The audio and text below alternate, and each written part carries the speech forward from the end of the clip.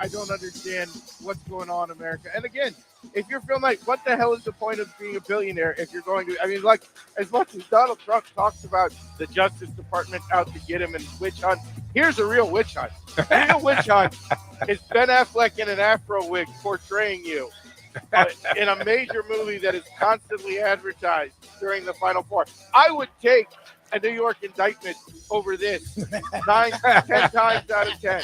Every day of the week in place on Sunday, if my choices were go to prison for a couple of years over sex with a porn star or having Ben Affleck in a curly wig, like how you let this happen if you're Phil Knight, how you actively signed up for this if you're Phil Knight, I have no idea. Like, I assume it's just that Affleck and Damon ambushed him with it. Like, he had no idea. He signed off, and then he got to actually see what he's being made to look like. Like, Phil Knight, I mean, hey, look, we all know you have spent your life torturing children in your Chinese factories. And that's going to go down as a much more positive note than this stupid fucking movie. Right? I would much rather have them had left Ben Affleck out and made a movie about what goes on in your Chinese factory than have Ben Affleck make you look like this. The time. Wake up with Defo, joined by Lubie. Welcome to the Defo Show. 9-year-olds working 20-hour days. It's more interesting. More appealing than seeing Ben Affleck in a movie. The professor will join us later on. Good morning, everybody. Good to be with you. Peel yourself off the mat Monday. We're peeling ourselves off a slab today, I believe. As that was a rough one. As a South Florida sports fan and a guy that's been covering these teams here and the situations, and we talked about how absurd it was that it even happened in the first place, that you had two South Florida teams in the Final Four. FAU, especially. I mean, FAU, I guess what other team could there be, right? In the Final Four. Florida Atlantic University had a team in the Final Four. Think about the magnitude of that for a second. Let that sink in. It was totally insane. Impossible. This is Kentucky. This is North Carolina. This is UCLA. This is the Wizard. I mean, it's not supposed to be Dusty May and the Florida Atlantic University Owls. Crazy. That comes under the heading of who the fuck are they? Exactly. San Diego State's already a stretch, right? Yep. With apologies to Dutcher and his crew there. I guess they've been a very good program and certainly worthy of consideration. Yeah, had 2 seeds. They were going to be a 1 seed before at the beginning of COVID. So that's the thing. People were painting like all 4 as equals. UM has flirted with it. UConn, we know, has won 4 championships and seems to be on the precipice of another one. San Diego State's actually under Steve Fisher became a real program. FAU was the one that was fucking weird. Weird. That'd be like Lipscomb making it, Big Daddy, 100%. or Liberty, or one of these schools that I always give out as my secret team. Secret sleeper, double seal, gold wheel, platinum play of the century team. To win it all at 80,000 to 1. They were like 100,000 to 1 before the season started, FAU. So what were they doing there? And then what were they doing up 14? My God. There's a lesson in a lot of what happens in sports. That's why I love sports so much and, enjoyed being a participant. Still, I mean, there's nothing like getting out there playing a little ball. Is there, Lubie? You don't do enough of it anymore. Right? I don't ever do it, yeah, but whenever I do, I love it. I miss it. Right? I mean, I don't know. I don't have the ability to, run around on a basketball court anymore. I mean, I would imagine at what point would I collapse because of the arthritis in the knees? Well, what do you think? Imagine taking that kind of pounding like you were Norchet O'Meara. And, actually, I couldn't elevate more than I don't even think I could get my feet off the ground. Every now and then playing tennis, right? You have one of those Pete Sampras overhead opportunities where you're going to have to like at least leave the ground to get the racket on the ball, standing there at the net. And believe me, I mean, I need surgery on both legs. I mean, it's impossible, right? But you still like getting out there and playing some ball. That's what it's all about. And so, no matter what you've done, it's nice to know, I guess, that and this applies to life also, right? Because you do get the life lesson from playing sports, as I mentioned. And that is, you're not the only one that has suffered a brutal beat in your lifetime. Oh, yeah. What would you say? I mean, can you think of your most brutal beat? What was it? Your first marriage, Lubie? That could be it. that was pretty bad. Good for you. That was a tough. I would have to say that was a brutal beat you took there. Yeah, it didn't happen. I The way mean, this, is a chapter in my book. Thank God I was broke at the time, but it was unfortunate that, during and after my second marriage, well, to a lesser extent after, I had some money. So, I mean, you want to be broke at that time, no? I mean, there are times that it's better off if you're just living on the streets, my friends.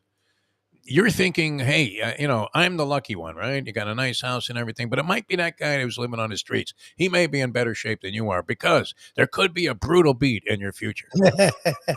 If you haven't suffered one yet, are you not living the most charmed of lives that you could possibly ever experience? If you haven't suffered at least one brutal beat. Now, you degenerates out there can especially be aware of it. The toughest beat ever in the history of beats.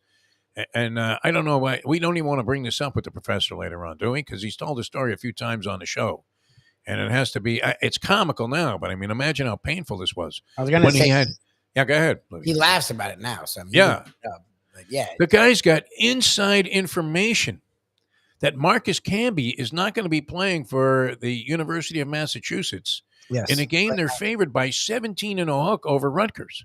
Yes, and he was their whole team at the time. Inside information. The SID calls him and says, Camby's out.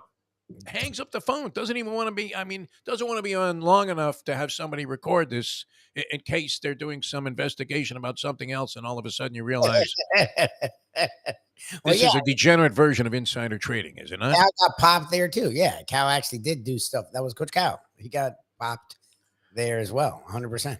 Yeah. So you never know. And that's right. It was Calipari, a coach in UMass at the time. Yep. It'd be like finding out that the doctor wasn't playing when he was at the University of Massachusetts. Maybe even more important because the doctor wasn't quite the doctor then, was he?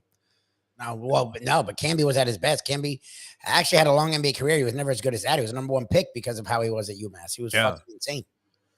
So anyway, the story goes like this. I don't know. Should we do it again, man? I bring it up with the professor. I guess, yeah. There's a casual way to do it. There's a way to do it so the professor doesn't get upset. Well, the funny thing is, jump off the show, cover, right? Wasn't the spread 2.5? So that's the thing is they actually did cover. They covered the spread. If you had FAU on the spread, oh yeah, in that game, yeah, they did cover. We get one around. You were guaranteed to cover with that final possession, unless as it was the most bizarre of circumstances that cost them the game. But to lose to the spread there, they would have had to have made a 3 and then gotten fouled on that shot, and then with no time left, put in a free throw. So they would have won that ball game by 3 points instead of 1. That would have been brutal.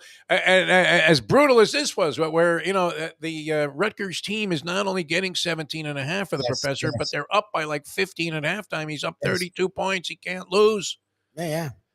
UMass has put nothing, a putrid total on the board. They can't do anything. They can't function without Camby in the lineup. And what happens? What was it? The Black Panthers? Who was it? It was some organization that was on campus that was not necessarily appreciated by the dean. In spite of the liberal thinking at the time, well, we have to honor all people's right to protest. This was January fucking 6th for the professor. They stage a sit-in on the court at halftime. Yep. And the security people don't want to mess with it because, I don't know, this was an organization that might have had a reputation for not being too kind about the idea of being thrown out of the building. I don't know why they were. The whole story is fucking weird, actually. I don't get it. And they canceled the game. Yes, they forfeited. All bets are off. No more bets, right? When they put their hand over the roulette wheel, just as you're about to dive in on 20 black, and there it is. 20 black. No, I was putting my money there. Call me a pit boss. Get me somebody over here. Your friend. And now that's a tough beat. Now, I was mentioning this on Defo on 5. And the Argentine tango takedown. Still, it was just a classic example of how easy it is to get fucked when you're gambling. And the horse really didn't touch the other horses. Oh my God, Lubie! In a million years, if they ran this race, 100,000 times, you would say the same thing every time. Even if you had the horse that benefited, Yeah. by actually winning the race. Which I think what happened was a 60-1 shot ran second, which was why everybody was going crazy because we had everything right. We had Yeah. the horse to win. We had the horse in exactas, perfectas, exactas, trifectas, superfectas, any fecta that you can have. Daily doubles, pick threes, pick fours, pick fives, twin pick sixes. I mean, just incredible. I mean, every exotic wager that you could make, we were making, man. We were Money Mayweather at a strip club there with a stack of ones ready to just go party. And I'm actually online at the window because this was get out money for me. I think I was going to pick up a couple of dimes, Oh, but wow. for my friend Paulie, man, this was huge. I mean, we're talking about I don't know, a mid double digit, thousands of dollars, maybe 50, 60K. Oh, All right. jeez. Think about that. To a guy, I mean, that is on the balls of his ass All the time. Yeah. since the day I met him. Yeah. Yeah. About to pick up like 50 dimes at the track Oh my God, that's amazing. for making and he scoped this out. I mean, it was a brilliant piece of handicapping on top of that because the logic behind it was absolutely spot on. Everything that he said came to fruition. I mean, it's one of those things that you dream about, right? Where if you knew before the season that FAU was going to be good, you had them, winning. I mean, how much money would you have made just betting FAU, regardless of odds? I don't know how they were against the spread. I would imagine they were, pretty favorable in that regard. But they won, what, 35 games and lost 4 on the season. So you're up technically 31 units there if you're just playing the money line, which I would imagine they were heavy favorites in some of those games. But nonetheless, I mean, would that not have been a dream situation if you had them all season long, Libby? And then you decided that, hey, listen, here's where I'm going to quit because quitting while you're ahead is not the same as quitting. So maybe you didn't bet this game against San Diego State, thinking, something funky about this, right? San Diego State, not all that great. Everybody says, that they're prohibitive when it comes to scoring. They really don't have much of an offense. Great defensive team, everybody's raving about, but they gave up over 70 points to FAU and they were getting slaughtered in this game. Down 14. That was like beyond the midway point of the second half, was it not? It was, I think, around like the 13-minute mark. It was like very similar to the Kane game versus Texas, is what it was. Like I said earlier this morning on the Defo and 5, I'm watching the game at Myron's Deli, the second half of this game, while scarfing down some complimentary food from the casino because they were very happy that the Mustang came back again, although she did win money this time. Does that make them even happier because they know you're coming back for more? You can't win, Rock. They win either way. Yeah, that's what I'm saying. They know no matter what, they're going to get your money, whether it's an hour or later. Think about this, though, for a second. What if you had a business where, I mean, you put a 20 in a slot machine now, and it doesn't even last you 3 seconds. If you don't hit on like the first spin, you're basically down 20. And then, the suction with which those machines take your money. I mean, it's the same thing on the self-betting machines at the track, Lubie, but it's almost like the way they put a dust buster to your pocket when you go through the gates at Disney World. And all of a sudden, whatever you have in your wallet, you feel it being sucked out. Just evaporates. But, I mean, how much money must they be making? If you look at what's going on at what was Pompano Park, where it was, a great, illustrious harness racing destination at a time when harness racing was actually a sport that got coverage in the newspapers. Lubie, can you believe that? Coverage in the newspapers. I guess I get my Yonkers results now, but how far off the sporting radar is harness racing? Oh, God. Would you ever think of going to see the harness races anywhere, even if you were like in Sweden where the jockeys actually, or the drivers are actually on the horse, which I find amazing. I mean, it's like out of a cartoon. But, Pompano, I mean, what was an illustrious destination at one point in time. I mean, Pompano Park was kind of the Hard Rock of its era. Okay. Where people that were wintering in Florida, of which, as you know, there are many. A lot, yeah. This was a social thing to do, is go to the freaking harness races. Think about that. How far away is that?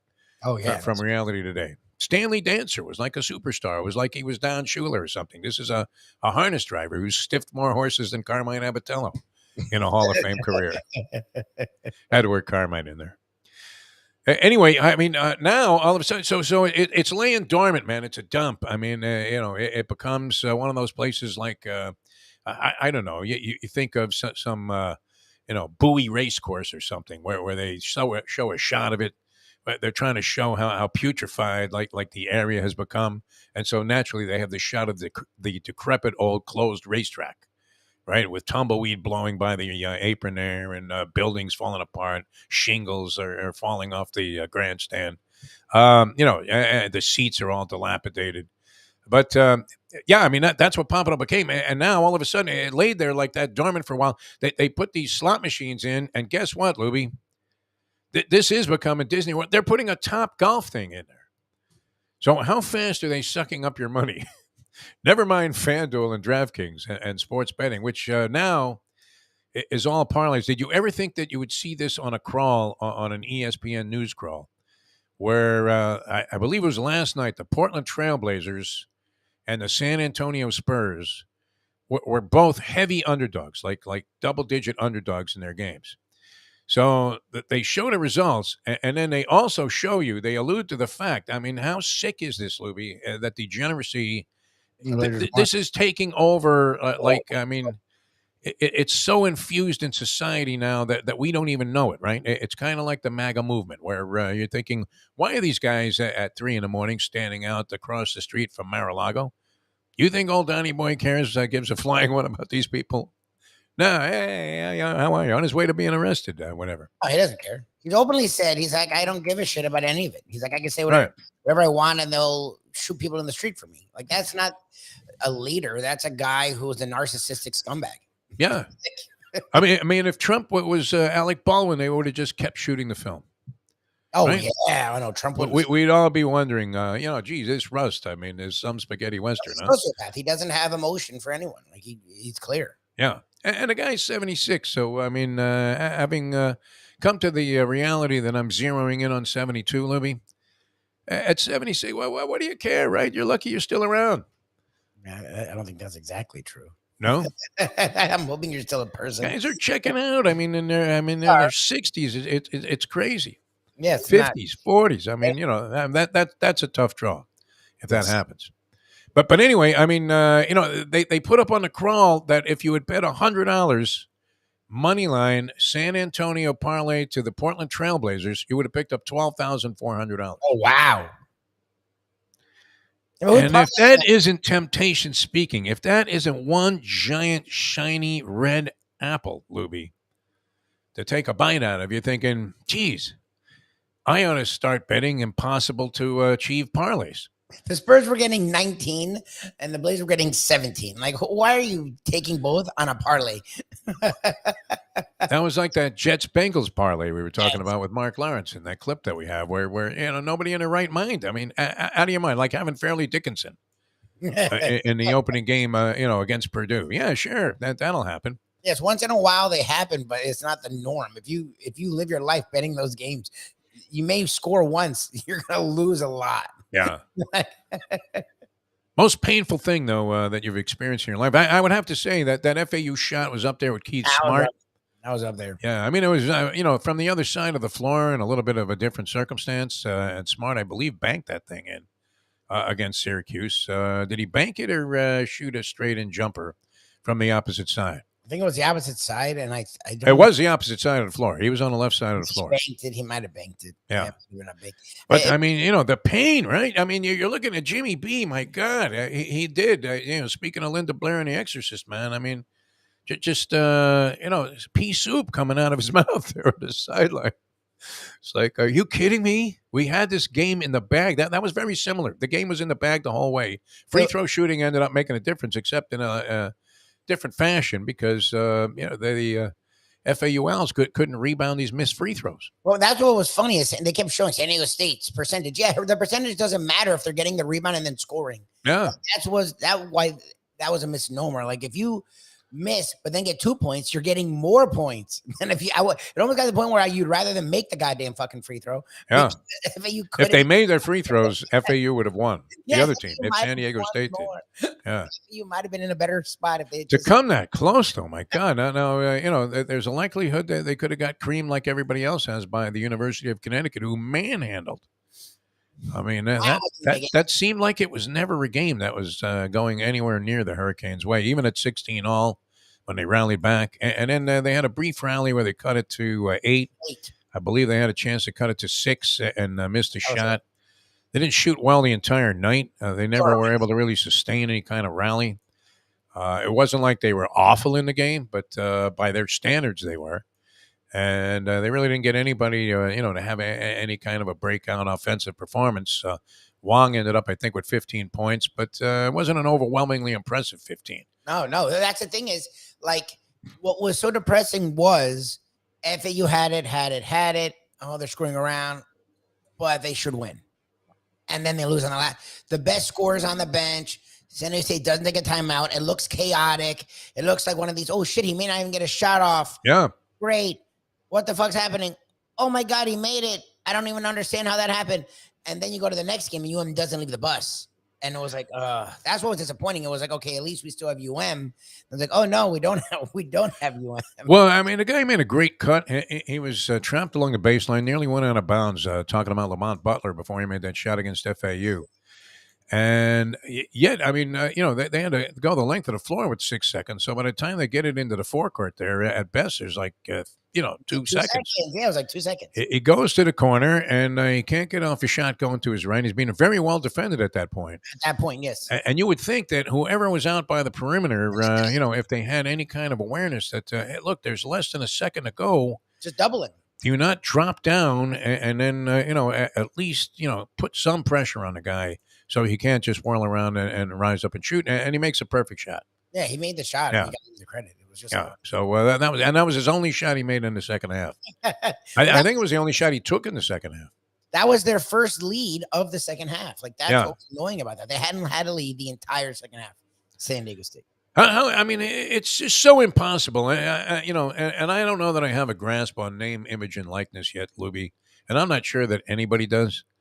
So I was reading a story about, remember we had mentioned that this Ruiz cat gave Nigel Pack $800,000 to come and play for UM for 2 years. And that was obviously a big wad of cash, and bigger than Isaiah Wong was getting in his name, image, and likeness deal. Wong, who has an agent, now think about that. That used to be agent. What was absolutely a 4-letter word in college sports.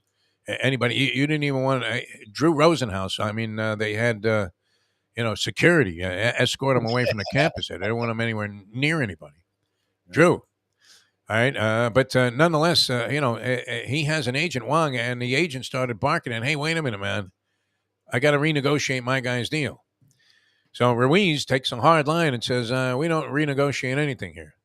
That's it. Whatever you got, you got. You're worried that somebody else got more, that's your problem. Which you would think could create all kinds of acrimony, chaos, jealousy, and, disharmony and dysfunction among teams. Especially, I mean, you're talking about 18-year-old guys, 19-year-old guys that never would have seen this capital unless they were allowed straight into the NBA. Out of high school, and all of a sudden, the guy's worth nearly $1 million while he's going to school, eating for free. That's a good racket, huh? Wouldn't that have been nice if you could have got paid like $400,000 a year to go to FSU, Lubie? Oh, are you kidding me? What could you have done with this money? A lot. Yeah.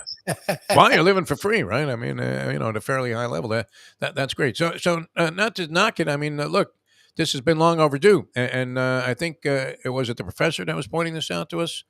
That, had these idiots at the NCAA just gone ahead and conceded that, okay, we'll give you a little bit of capital a long time ago, they could have avoided this whole thing, right?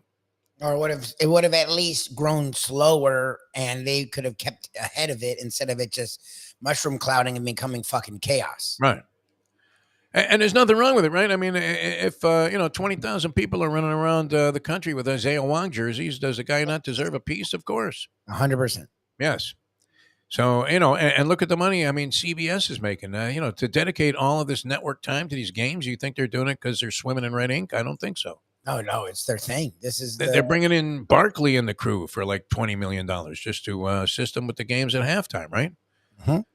Which Jay Wright, he's taken over that whole thing, has he not? As the voice of reason, Jay Wright, the former Villanova coach. Because he's good. He makes a good appearance and he makes sense, right? I mean, right be the appropriate word? What do you think?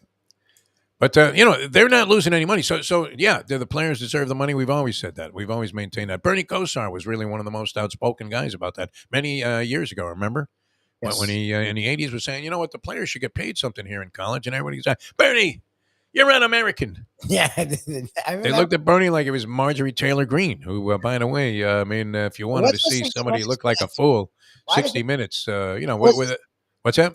Because you'll watch 60 Minutes. 60 Minutes. I watched it. Is one of the rare programs that still is a news program, right? So, like, what is the point of having her on outside of making fun? Like, I don't it can't be news. The lady doesn't know anything. All she does is scream blatant lies and then doesn't substantiate them. Like, so why is she on 60 Minutes? Like, I didn't understand. You know what? I mean, it's good. It's kind of like the idea of letting somebody just hang themselves. Is that what it was? Well, I mean, think about the people that are watching 60 Minutes probably weren't at that Trump rally in Waco. Would you think? I mean, it's unlikely that they're regular viewers of 60 Minutes. And even if one of their heroes happened to be on there, which she was, right? She got up there and, I mean, here's Donald Trump welcoming in the great Marjorie Taylor Greene, who comes off as a complete nutbag. I mean, she's a lunatic. There's no question about it. She just doesn't know. She's not bright, and she doesn't mind you knowing that she's not bright. Well, she's bright enough to be worth about $11 million. If that's worth anything, if you could measure intelligence by, some kind of correlation to accumulation of wealth, she scored there. I mean, is she playing, the field? I mean, is this all a scam? Are we going to find out?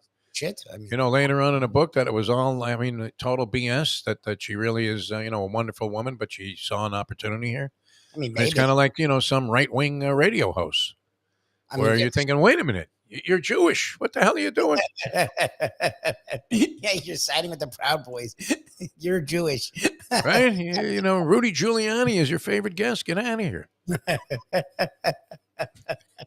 It would be ours. That would be fun, right? Rudy Giuliani. But, I mean, that would only be in the sense that you would just be able to go out there. Leslie Stahl made some mayo faces during the interview. I get a chance to catch it. I haven't seen it. If that's what they did with it, was like, look, we want to show the other side. They treated her very fairly, I thought. So I really did. I mean, some people would say otherwise, but they showed that people like her. Which was you're looking at it going, my God, this country is really fucking dead. It scares the crap out of me. Yeah. No, it's frightening. It really is, some of this stuff that's going on. Anyway, that's off the beaten path because we had a wonderful weekend of sports activity all the way around. So you had that bitter disappointment. Toughest beat of your life. Think about it. I go with Argentine tango.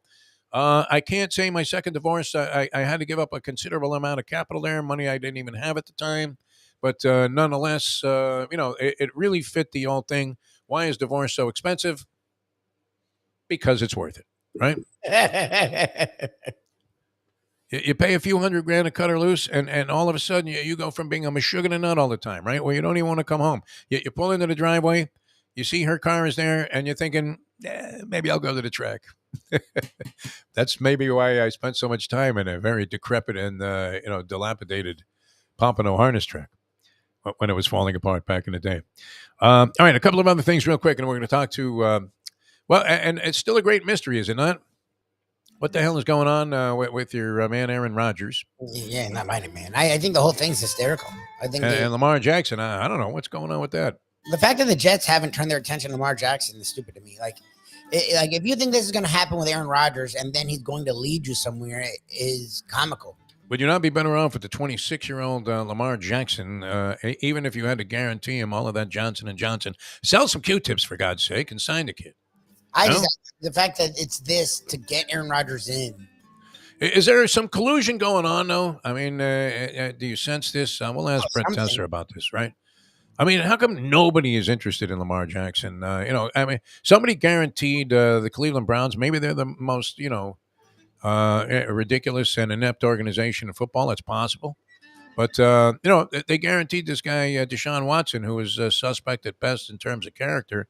Unless what was he absolved of all blame in this stuff, or he just I got a few $1 million from the Browns, so I'll pay all your girls off. It was just hinky. The whole thing was hinky. It was it wasn't clean. It wasn't totally illegal. It was there's a lot of gray area with the whole. It was questionable at best, right? Yes. As the Mar-a-Lago protesters would be saying about this hush money payout to Stormy Daniels, who Trump is proudly pictured with, by the way.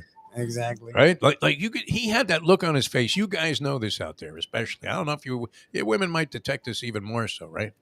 Where the guy has the look like, I mean, I hate to say it, it's that freshly fucked look, is it not? Like he's got his arm around her, like, yeah, I got this one. And that's how Trump was, because that's what he was saying to Billy Bush. And what happens in the wake of Donald Trump is that everybody else gets screwed, right? Bush gets fired from like a marquee job because he happened to sit there and go, when Donald Trump said, hey, I grabbed them all by the pussy.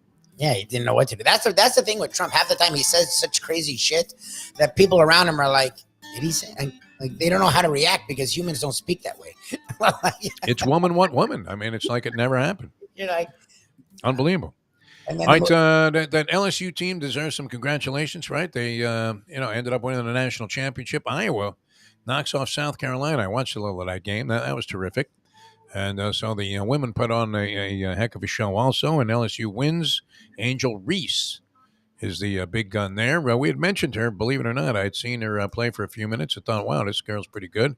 Caitlin Clark, talk about the Coke machine, man. She chucks it up from anywhere. Has a good speed to the basket, and clearly is cut above virtually everybody that's out there on the women's college basketball scene, including this Boston from South Carolina, who I guess is going to be like the number one pick of the WNBA. Caitlin Clark, does she come back to school or is she done? I'm thinking she's done. do people go early? I don't even like. She's a junior, right? Like she's not a senior. I don't know. Yeah. I don't know what she is. I don't know anything about her. So I just know I've heard that she's a great. The Heat could use this girl, man, for the 3-point shooting. That's for sure. So, and by the way, the Heat still sitting there in the 7th position. I don't know that they catch the Nets. The Nets won last night. I want to say they beat a scrub team, but I'm not sure. I'm envisioning the score there, but Brooklyn a winner. They both have 4 games left, and for the Heat to catch the Nets, they would you have to go 4-0.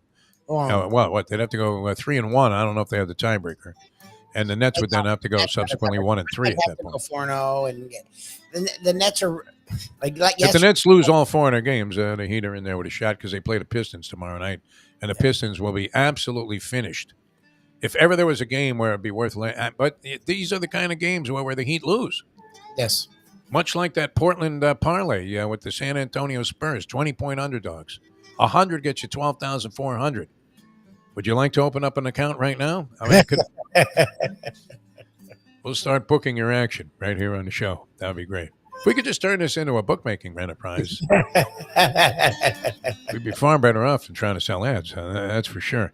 Daniil Medvedev wins the Miami Open. We should mention that. That was, it's one of those bounce things, right? This guy, Yannick Sinner, had beaten Alcaraz. I think Alcaraz might have faded because he was a little banged up. Not sure. I didn't see the third set. First set was sensational. Some of the best plays you will ever see in any sporting event what were made in that first set between Sinner and Alcaraz. It was just great stuff. You know who's a big Alcaraz fan, Lubie? Oh. Jimmy Butler. Jimmy Butler. Oh, yeah. He loves Alcaraz. Yeah. So this Sinner is no slouch, man. I mean, the future of tennis extremely bright. But when you have guys like this, and they're slugging it out, Lubie, and then mixing in all kinds of stuff, and the defense was fantastic. I mean, just amazing to watch that first set between these two guys. Alcaraz wins it at a tiebreaker, then he drops the next 2 sets. But this kid is diving on cement. It reminded me of our days of sliding in the second base, to try and avoid a tag in a punch ball game in Brooklyn, where while wearing shoes, not even sneakers, you were sliding on cement. Why did we play sports in shoes? I don't know. I've always worn sneakers. You guys were around when sneakers just became a thing. There were PF Flyers. There were Keds. The Cons didn't come along for some time. I mean, I was a teenager by the time the Chuck Taylor Converse All-Star hit the streets and hit it running. Would you go to see a movie about a sneaker? Oh, no. This is the stupidest fucking thing. I don't understand. I don't have the vitriol Ken has, but I have no interest in watching it. Like, I don't understand what they're doing. Like, does Ken also denounce Ben Affleck's performance in Good Will Hunting and think the movie sucked because he was in it? He does. He Because thinks that's a great movie. I could watch that scenes from it a million times over and over there's a again. conspiracy theory that neither of them wrote it. That's what Ken. Oh, okay. So he He feels actually like likes that movie, but he can only like it because the guy Kevin Smith that did a lot of those funny indie movies in the 90s, the idea supposedly he wrote it, but no one would give him the time of day. So they passed it off as Affleck and Damon, and then it became this major hit. And well, it's a great movie. It really is. well, and neither has done anything smart since, as from Yeah. a writing standpoint. And Kevin Smith has written a ton of really smart stuff. Yeah. It actually makes a lot of sense that he would have written this. And So they plagiarized the entire movie. well, no, or just took credit for somebody else's he work. gave them the ability to take credit. Yeah. But yes, the idea is they're not these brilliant writers. What else have they fucking written? That's true.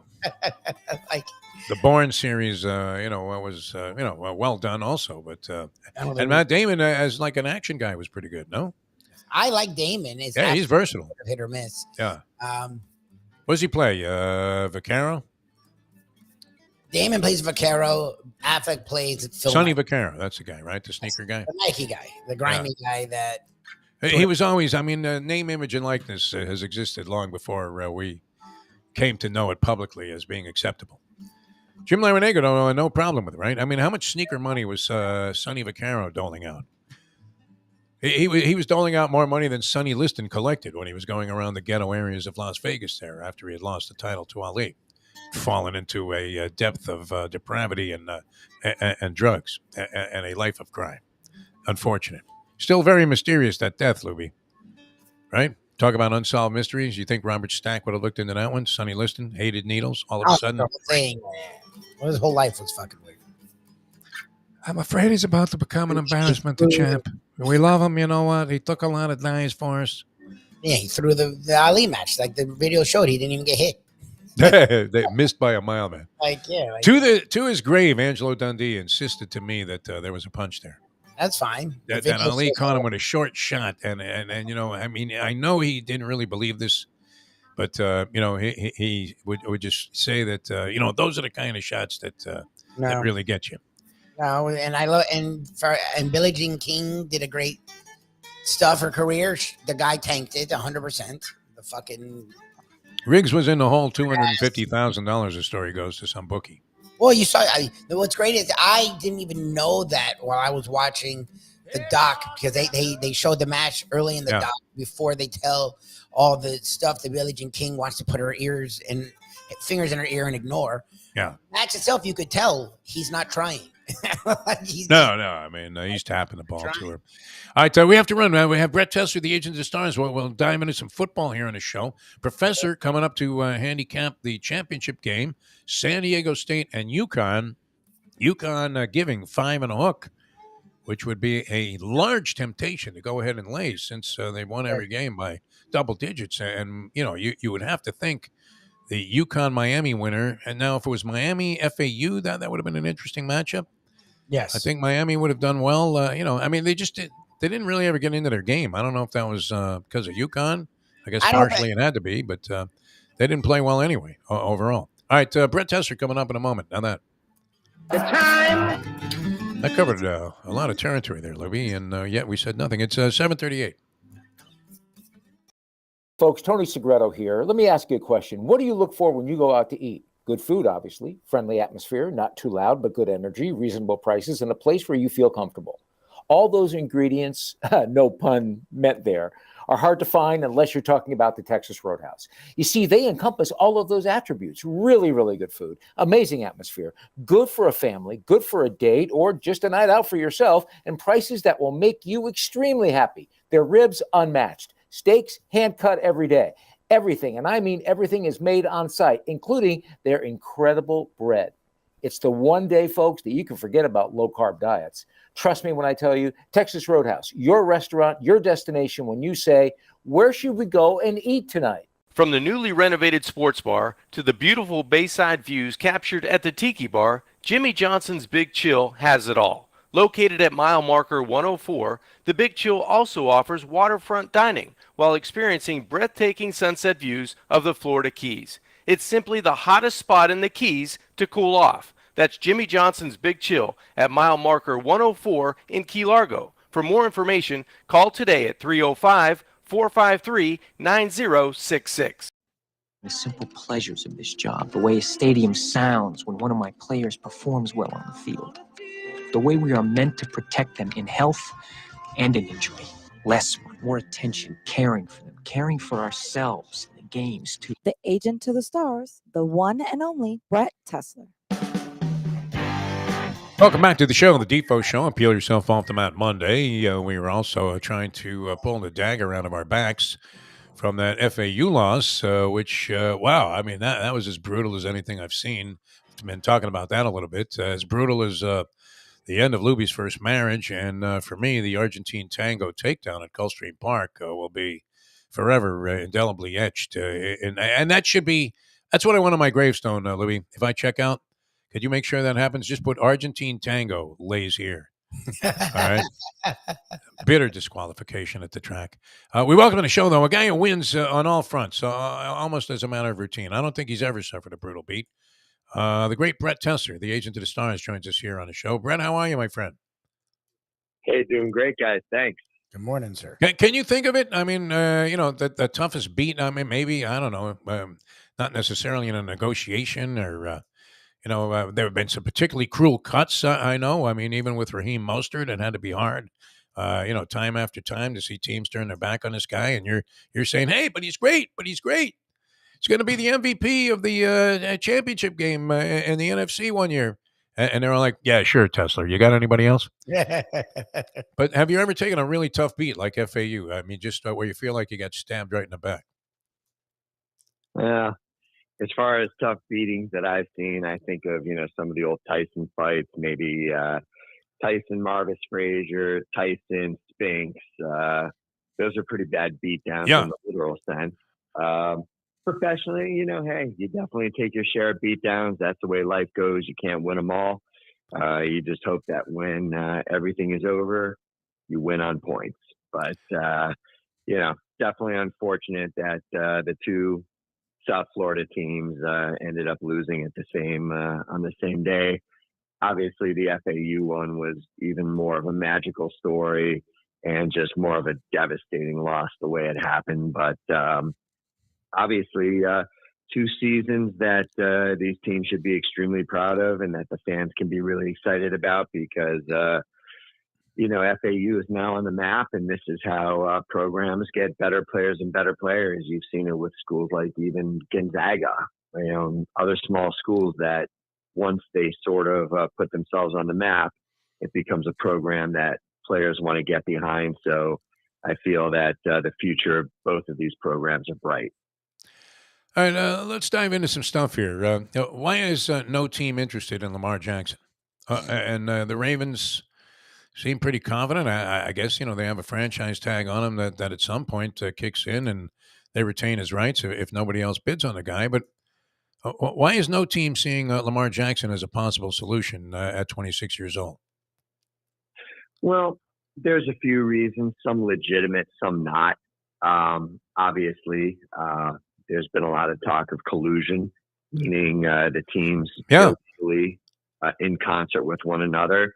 I think once Deshaun Watson's contract happened, I think the league got very scared that this could be a new trend as it relates to fully guaranteed top value contracts in our sport, which, hey, there's no reason why it shouldn't happen.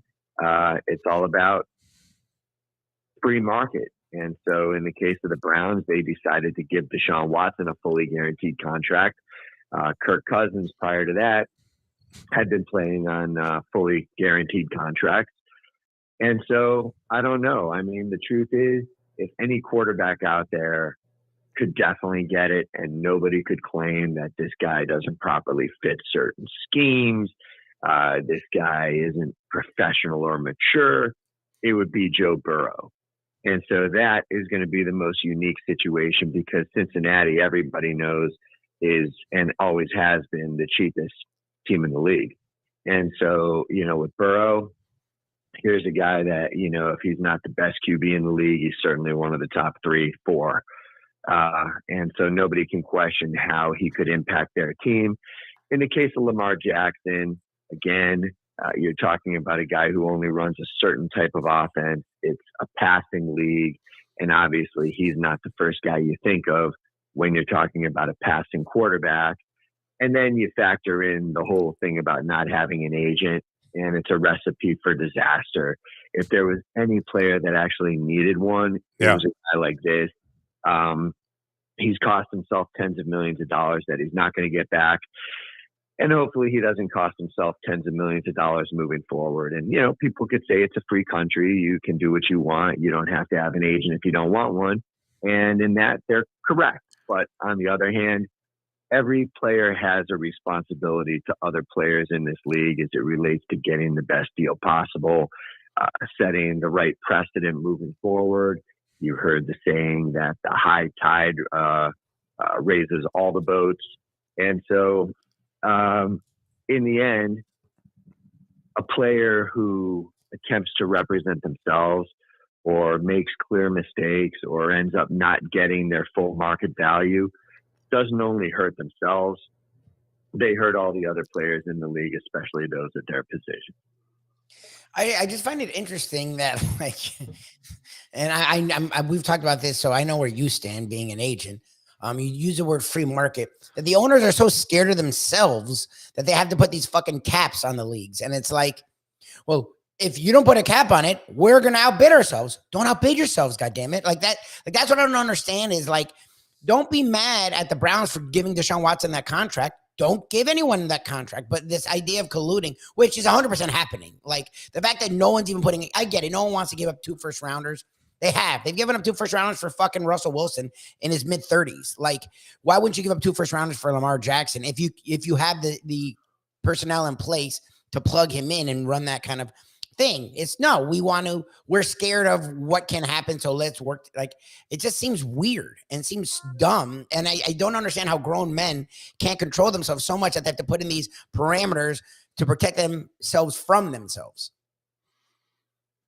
Yeah, I mean, the NFL has enjoyed the NFL has enjoyed a system for since forever, where they are the only major sport that really does not have to fully guarantee every contract like baseball or basketball or the other sports. And so, it's one of those things where kind of like the NCAA, they're not going to make any change unless they're absolutely positively forced to. Nothing that any of these organizations do is out of the goodness of their heart or out of a sense of decency or fairness.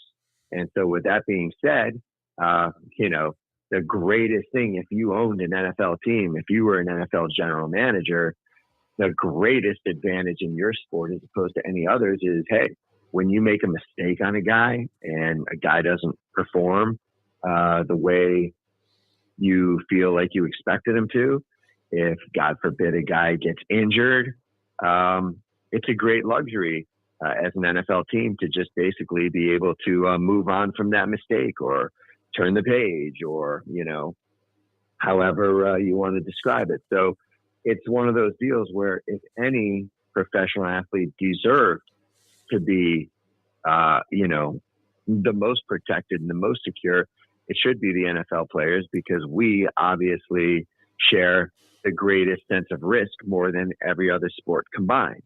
And so, again, this is the way this system's been.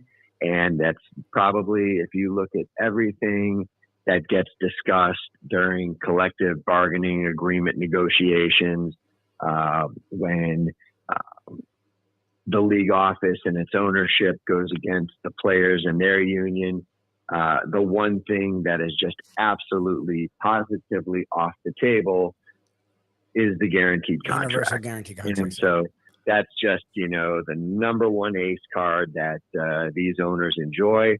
And as soon as one of their own does anything to jeopardize that, I guarantee you, at the moment, if you could poll secretly every NFL owner of who they would like to, get out of the league, it wouldn't be Daniel Snyder. And he has just because of that actual contract he did there for Deshaun Watson and the Pandora's box and the can of worms. Again, whatever cliche you want to use to it, that's the harm in what that contract did, and especially given the circumstances of Deshaun Watson and the accusations and the things that he's been through in the last few years.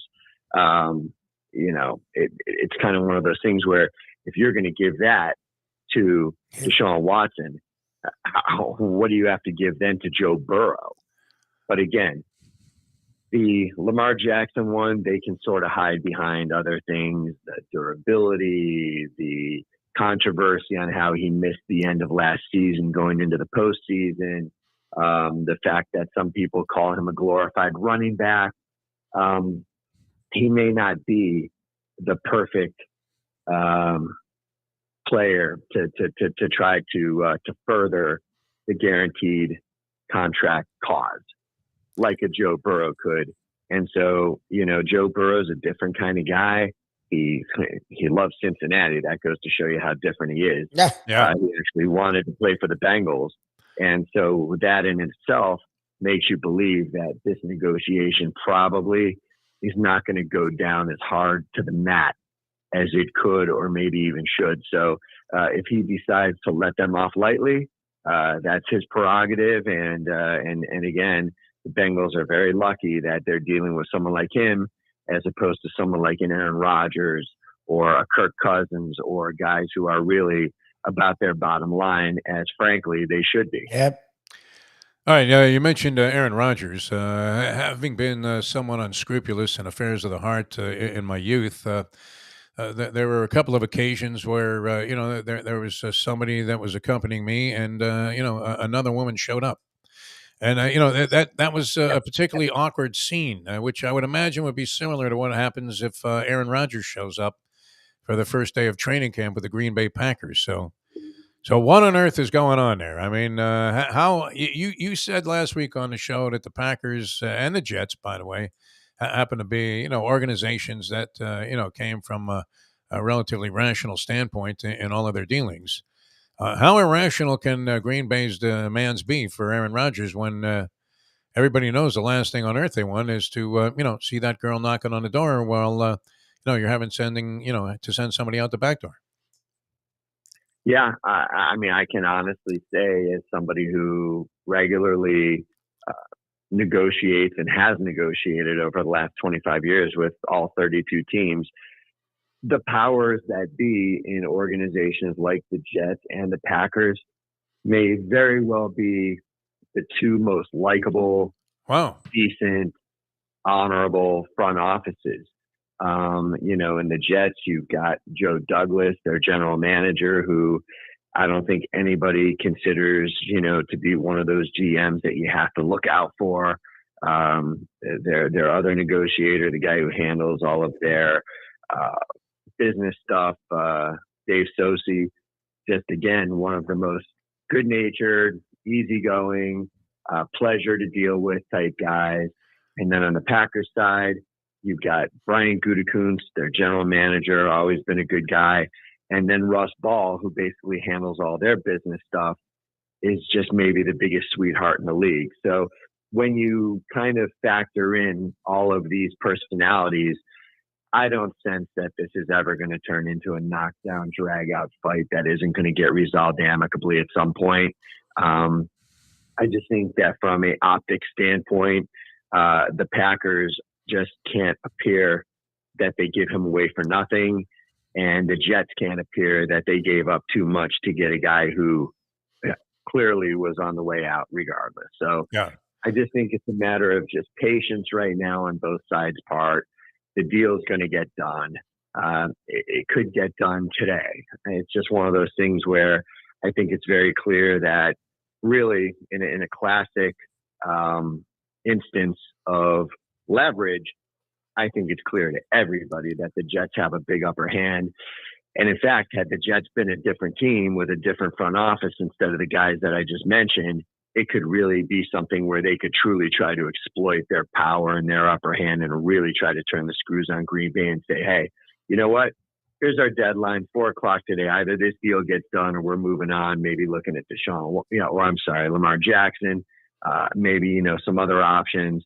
And at that point, the Packers are stuck because everybody knows there's no other viable situation for Aaron Rodgers to go to. and the idea of, you know, him coming back to the Packers and say, okay, I'm back. I'm coming here. You owe me $60 million. Yeah. You know, that's going to count against the cap immediately. That's the kind of thing that should just give the Packers just a terrible case of the runs. So with that being said, with that being said, I expect this deal to get done here sometime in the next few weeks, probably as we approach the draft or get into it. All right. We have the draft coming up. We'll get into that next week with Brett Fester, the agent of the Stars. But one hypothetical, let's say that the deal goes down tomorrow for Aaron Rodgers. Who would be on the front cover of the Post? Donald Trump being indicted coming out of the police station, or Aaron Rodgers coming to the New York Jets? What would be the bigger story in New York? Definitely Aaron Rodgers, no doubt about it. Trump's page 3 at that point, no? Not page 3, but, you know, the whole Trump story has been ongoing for so long now that I think, you know, certain people are almost desensitized to it, and just, you know, whatever the case is, they'll see what happens. But the Aaron Rodgers to the Jets thing is very, very exciting. In my opinion, even more exciting than when Brett Favre himself went to the Jets, because the truth is, Aaron Rodgers is and always has been a much, much superior quarterback to Brett Favre. Brett Favre's an all-time great. Aaron Rodgers could be the greatest ever. And so that's the kind of impact that this can have. And, you know, I don't think we've even seen the best of Aaron Rodgers over the last year or two, just because he's been so disenfranchised with the way things were handled in Green Bay as it related to the drafting of Jordan Love and other things that he perceived to be disrespectful and improper. And so, you know, Aaron Rodgers is a very sensitive guy. I don't think there's any secret about that. You know, there's some guys like Jimmy Garoppolo where no matter what happens around them, no matter what you do to them, you know, they're able to compartmentalize. They're able to just, you know, remain professional and just go out and do their job. And, you know, as the old adage is, focus on what they can control. I don't think Aaron Rodgers is one of those kind of guys. And I've always been an Aaron Rodgers fan. I think he's a very fascinating guy. And again, you know, having grown up on Dan Marino, my standards are pretty high for quarterbacks. But just when you look at the ball this guy throws, the deep ball he throws, even his ability to move around and just kind of do a little bit of everything. If anybody told me you could pick one quarterback to start your franchise, one quarterback in history, I'm probably taking Aaron Rodgers. Wow.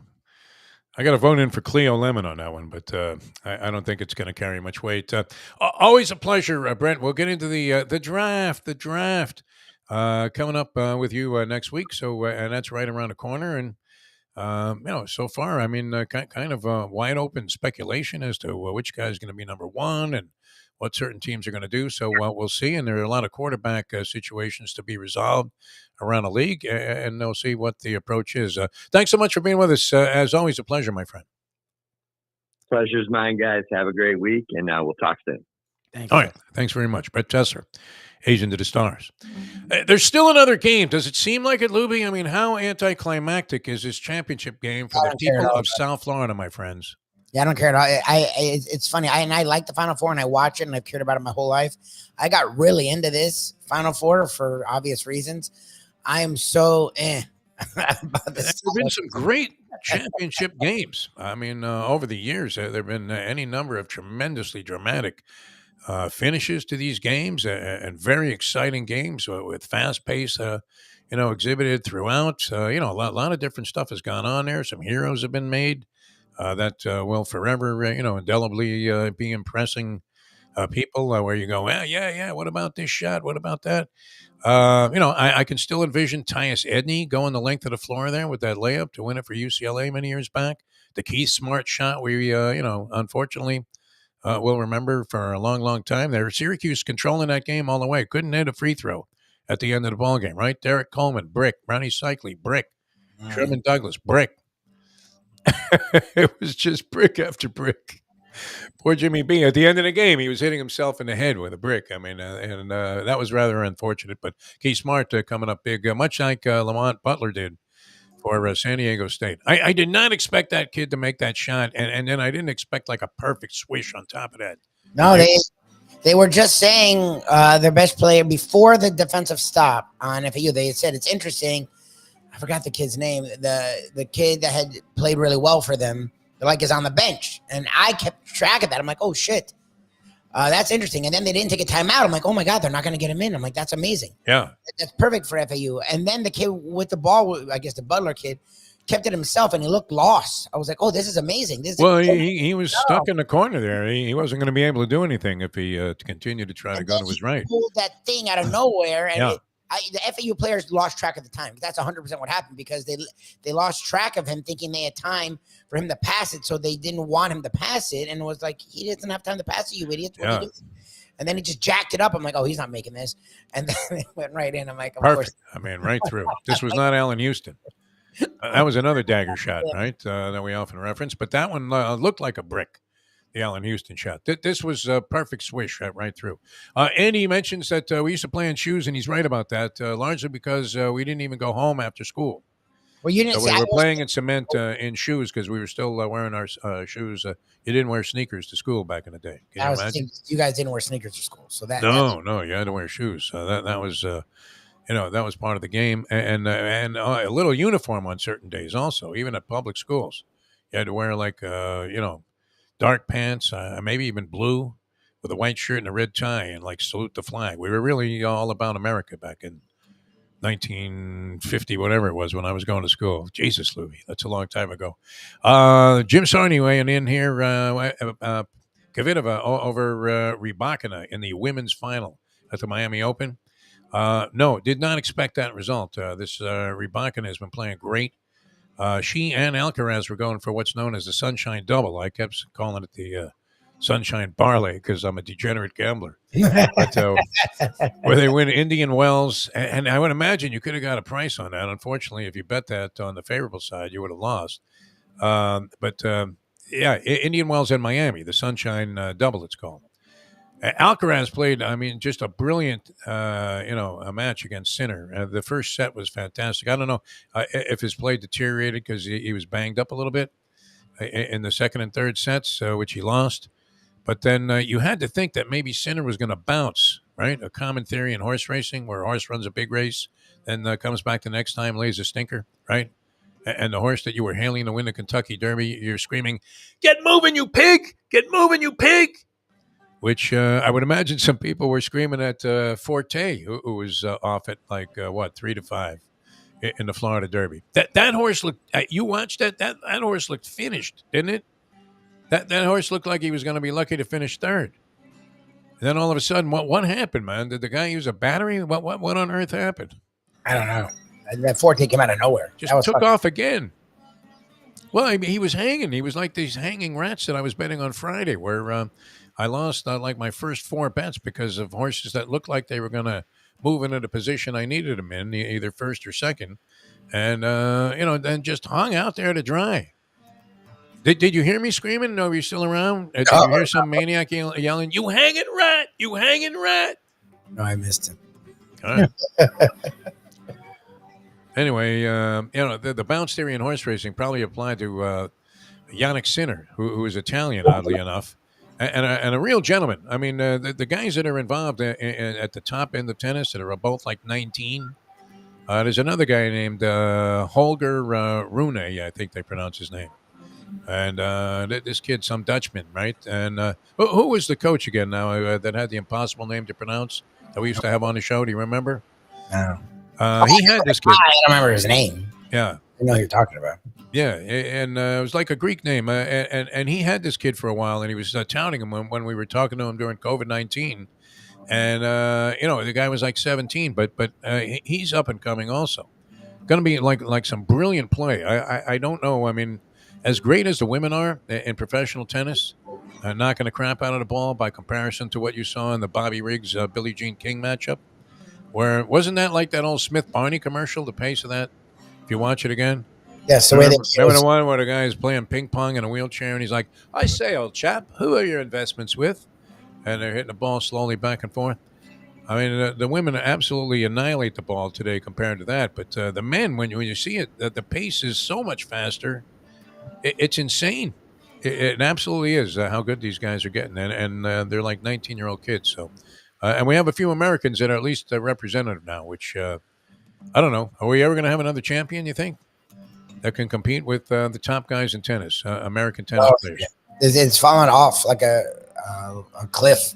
Well, we have more guys now that are good, and capable of competing with some of the best guys, but aren't going to necessarily be winning, Grand Slam events. So, they've done well. Like Tommy Paul, this guy's really come on. Taylor Fritz is a very good player. So you do have some exciting Americans. There's like a handful of others also that definitely are deserving of mention. But these young kids from Alcaraz is from Spain and Sinner from Italy.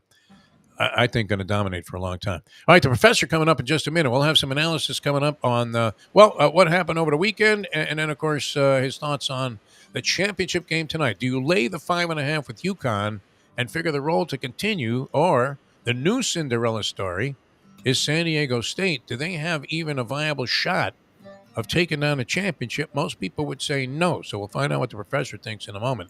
Now that The time. it's 8:06. Ponies in Style at Champions, the outstanding simulcasting room at beautiful Hialeah Park.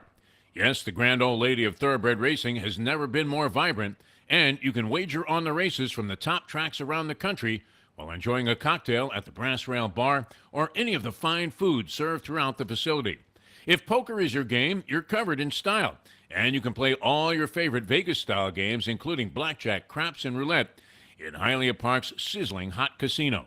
Get a player's card when you walk through the door for all kinds of generous amenities, including our favorite, free play, when you come out to the ultimate casino and entertainment destination, Hialeah Park. Hey folks, Tony Segreto here. Since day one, Catholic Health Services has been part of Old School. And since we've started letting people know about them, it's changed their lives. You see, Catholic Health Services, while being recognized as one of the top places for stroke rehab in the country, it's also about a group of people who not just excel in what they do, from the doctors to the nurses to the therapist, on and on and on. It's how they do what they do every single day that separates them from the pack. They do it with a passion, unmatched, and the inclusion of family in every step of the process. Trust me when I tell you this. If you want the best, unmatched rehab with a special group of skilled, caring people, there is truly only one place, and that one place is Catholic Health Services. These days, we're all looking for comfort anywhere we can find it. Thank goodness for Landlubbers Raw Bar and Grill in the Plantation location, because they are making sure you are as comfortable as possible. First of all, they're not only open for delivery and pickup. All you have to do is go to landlubbersbarandgrill.com for both pickup and free delivery. Their hours have changed a little bit. Monday through Thursday from 3:30 to 10, and Friday, Saturday, and Sunday from 11:30 to 10. You're going to have the best wings in the world. You're going to have a great burger. You're going to have their amazing soups. Again, Landlubbers Raw Bar and Grill. It's nice and easy. Just go to landlubbersbarandgrill.com for both your pickup and free delivery. Thank goodness for Landlubbers for making you always feel right at home.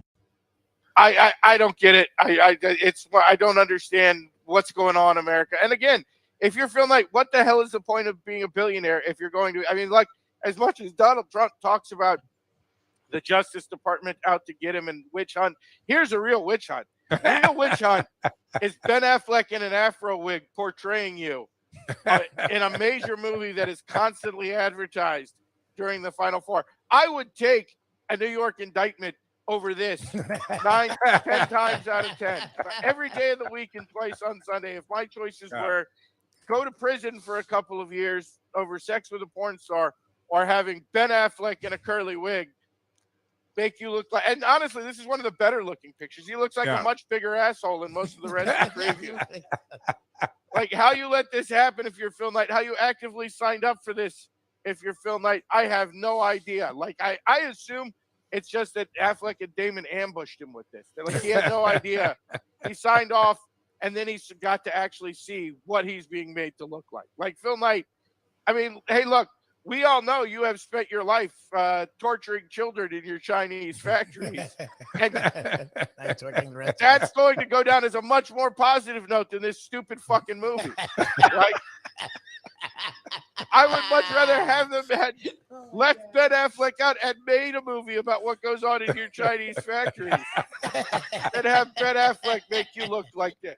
Enjoy your trip to work with lots of laughs thanks to Defo and Lubie. Now on the Defo Show. Holy Siskel and Ebert, man. Siskel checked out. Ebert's still around. But we welcome to the show the professor here on a Peel Yourself Off the Mat Monday. And that was his, I guess, critique of the just the possibility that this movie was made with Ben Affleck. I think Lubie clarified your position. We don't want to put words in your mouth here on the show. But had you denounced Good Will Hunting because Affleck was in it? And he said that they sort of stole the script from somebody else and represented it as their own. Kevin Smith pretty much clearly wrote the movie. Okay, so you were not a fan of Affleck in that either, or? I mean, I wasn't a fan. That was before I really knew how much Affleck and Damon sucked, and really how much the entire city of Boston sucked. That was back in the days prior to that realization. Their poor little oppressed role, as opposed to we'll never lose a game ever and nothing. And before the Patriots started cheating, my animosity has grown and continues to grow through the years with the city of Boston and its duly elected representatives like Ben Affleck and Mark Wahlberg. You weren't a big Bill Russell fan, may he rest in peace, either. That's not true. Okay. I wasn't a big fan. My issue with Bill Russell really stems back to that conversation we had with the great and the lovely and talented Leslie Visser. That didn't go well, by the way, that conversation. Where I'm not really even trying to slam the guy. It comes off like I'm just mystified as how anybody ever ranks this guy as like one of the top 5, top 3 basketball players of all time. I mean, look, my position has been the same. I get the winner guy thing. It's not something I believe in across sports when people affix that label to a player in a team sport that like somehow they rise above their statistics because of their will to win and their heart, hustle, and desire, which plays into another thing we can talk about here for a second. I mean, I say the stats are, at some point, particularly when you have an extended career, you are what your stats say you are. And Bill Russell's stats say he was a below-average offensive player. He was a great defensive player. He was a great rebounder, but he was not a 3 phases of the game player. He was not a good offensive player. So, I mean, I don't know how the guy is rated where he is historically. It mystifies me. Well, I mean, people would look at the number of championships, and he did, kind of revolutionize, part of the game with the outlet passing. Oh, here which we was go not. again. Yeah, no, I mean, he did. This guy would grab a rebound. No one pass before Bill Russell. Well, every other quite like he in did. the history of the NBA before Bill Russell got the ball and dribbled it down. I knew I shouldn't have got him started. We ignited a fire here, yeah. No, I would agree with you. As an offensive player, it was not pretty to watch. I mean, he averaged 15.6 points per game for his career. For whatever reason, people glom on to certain athletes. And we're actually seeing this played out in real time as everybody in white America who all of a sudden over the last 2 weeks became a big college basketball fan, women's college basketball fan, is now upset with this mean black girl who had the temerity to say something mean to America's new angel baby, the little white chucker girl from Iowa. And now everybody's upset with this very mean black girl because only the little white angel baby chucker girl from Iowa gets to talk shit to everybody that she beats, but the black girl said something mean to the white girl. So now she's the devil incarnate. And for whatever reason, we glom onto these athletes like this little white chucker girl from Iowa. And Caitlin Clark is the woman you're talking overstate about. Yes. She's a chucker. She is. Again, she does throw some up from the Coke machine. Honestly, she did like shit in the Final Four. It's Adeline Salaba. She didn't play well. They dominated. It's amazing to me because Lubie and I were talking about it, and you watch the women's game, and really the game itself has made very little progress over the last 30 years. It's pretty much the same game you could have tuned in and watched 30 years ago. But the one thing they have embraced, which I'm not a huge fan of in basketball, is it is the era of the chucker and women's basketball to much like it is in the men's game. So No I doubt. don't know. But, again, we glom on to certain athletes in this country, and it's fine. I get it's a widespread phenomenon. But Bill Russell, is one of those. I just think you have to be more attached to the actual results and the statistics. All right, very, very good. And that's certainly fair. Just, I remember watching Bill Russell. And offensively, you thought, this guy doesn't compare to, the other, great Thank you. centers No, from an like offensive Steve standpoint. was This is unselfish. my whole Yeah. point. I mean, he So was not amazing. Lou Alcindor. I mean, or Kareem. He wasn't Wilt, certainly, although he battled Wilt, which also enhanced his legend. The way that he battled Wilt, even though he was at a distinct disadvantage from a strength He was loaded. and height And a standpoint. distinct advantage in that He was his loaded, and Wilson- entire The rest of roster his team loaded with Hall of was pretty good. Famers. Yeah. The eighth man was a Hall of Famer on that team. Like Lubie Don was Nelson. playing. Yeah. Lubie's great grandfather was playing with Wilt, Exactly. but Bill Russell had like 6 other Hall of Famers on. Wilt had the All- Generals. all the Bill Washington Russell Generals. held and down everything. Wilt. That's like the general. Honestly, still in some way, Yeah. in some ways, that's actually a compliment to Wilt. No, Wilt That was great. Wilt was Sure, they hung so around. great. Wilt was so undeniably dominant that Bill Russell gets all the credit in the world for stopping Wilt and winning, despite the fact that Bill Russell had like 6 other Hall of Famers on the roster. And Well, Yeah. Bill Russell was playing with me. I mean, yeah. Bill Russell had Hondo's like 6 coming off other the Hall of bench. Famers. Yeah. Can you imagine Havlicek? It was a joke. Hey, Hondo, get in there. I love Right? this. Red Auerbach's already lighting up a cigar. Again, I don't know how we got launched onto this. There's so much. to talk about. Boston. We had to Again, bring up Affleck and went into a long thing. Oh, that's about right. Louis Beantown. played like that 2-minute rant I did on. that was the Phil great. Knight movie. I love Brilliant. it. Yeah, that was brilliant. Again, All right, now what about we the could be games over the talking weekend? about the Iowa Angel Baby Chucker, because that's like all anybody's talking about is this. Nah, I mean that game. It was good. I watched a little of the Iowa South Carolina game because you're seeing an undefeated team that everybody said was like a cinch to win it all.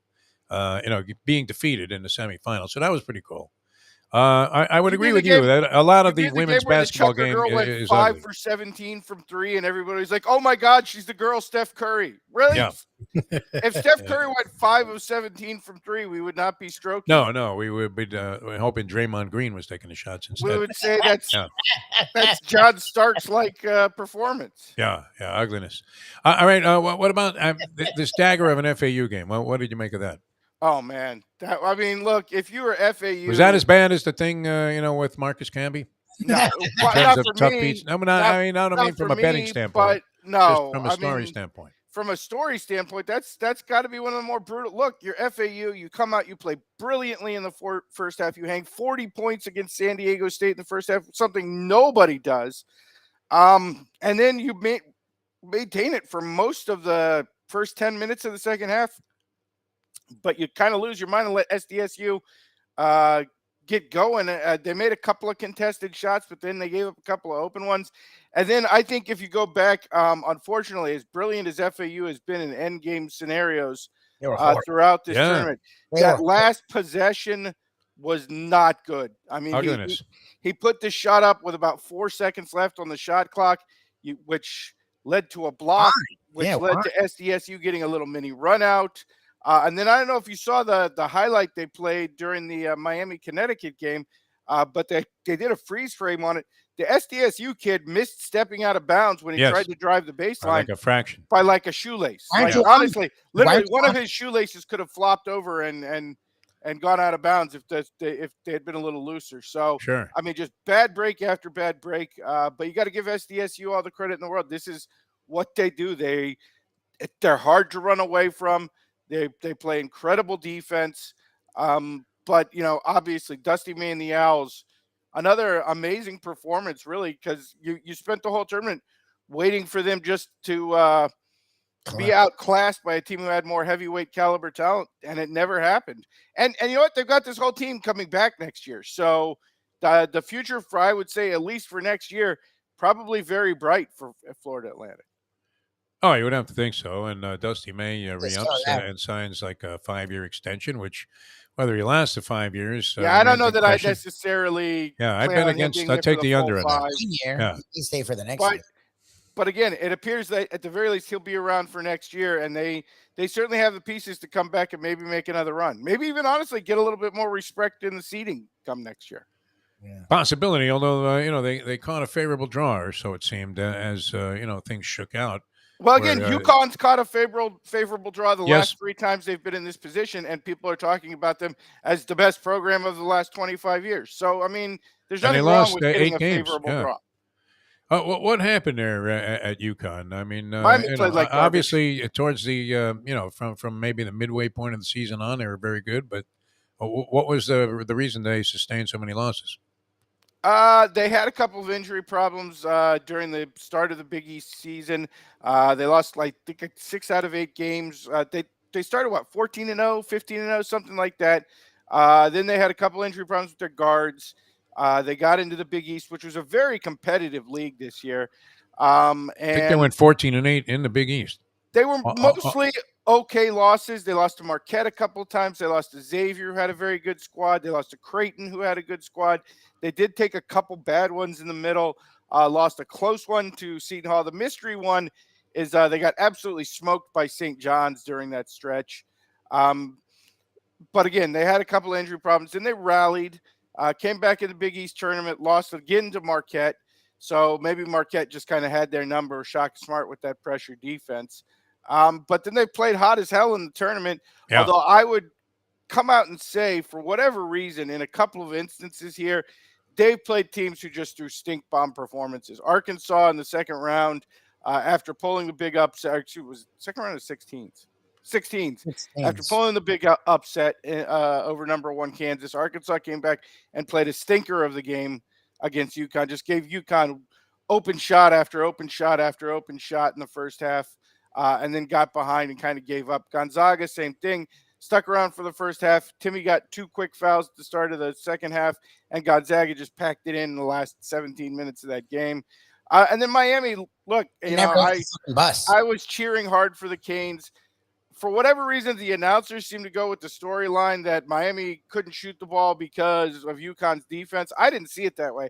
Yeah. I thought Miami just did not execute on offense. I thought Miami got a ton of good looks right at the basket, particularly at the stretch at the end of first half, and just could not make layups for some reason. I mean, just missed shot after shot at the shot in the room. Certainly UConn's size bothered them, which could play a role tonight. UConn, a very large team.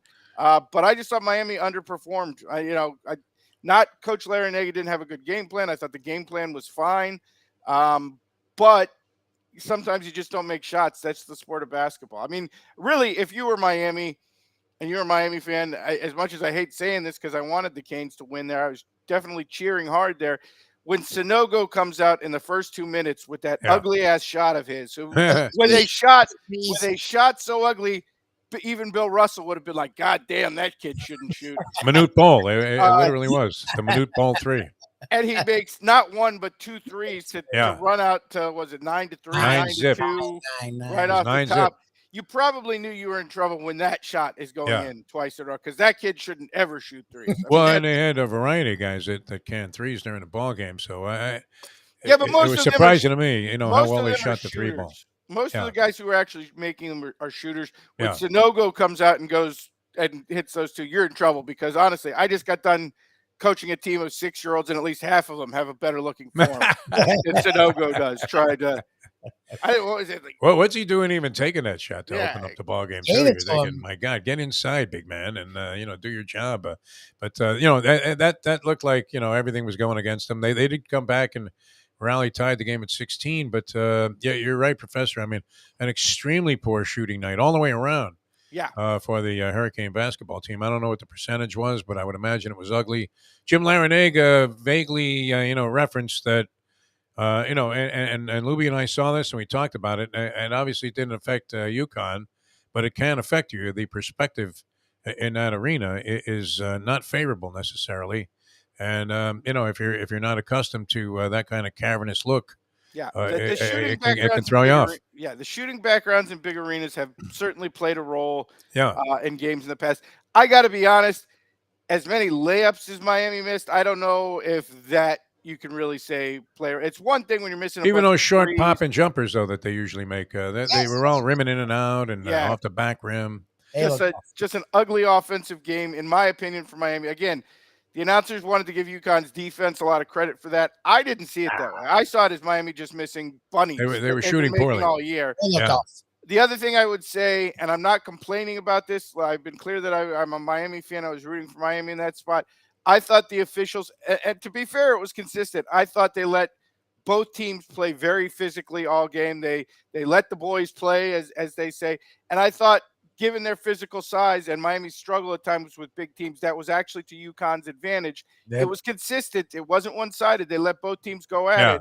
But I thought the more physical style of play was definitely advantage UConn in that situation. Although I'll say, if that repeats tonight, San Diego State is the kind of team that you punch them in the face and they smile back and you're like, yeah, that's the way I like it. Yeah. They are not uncomfortable playing a physical style, and they're very large themselves. So if we get that kind of whistle again tonight, it sets up for a very interesting matchup. Some people were complaining about the officiating against FAU in the late stages of that game.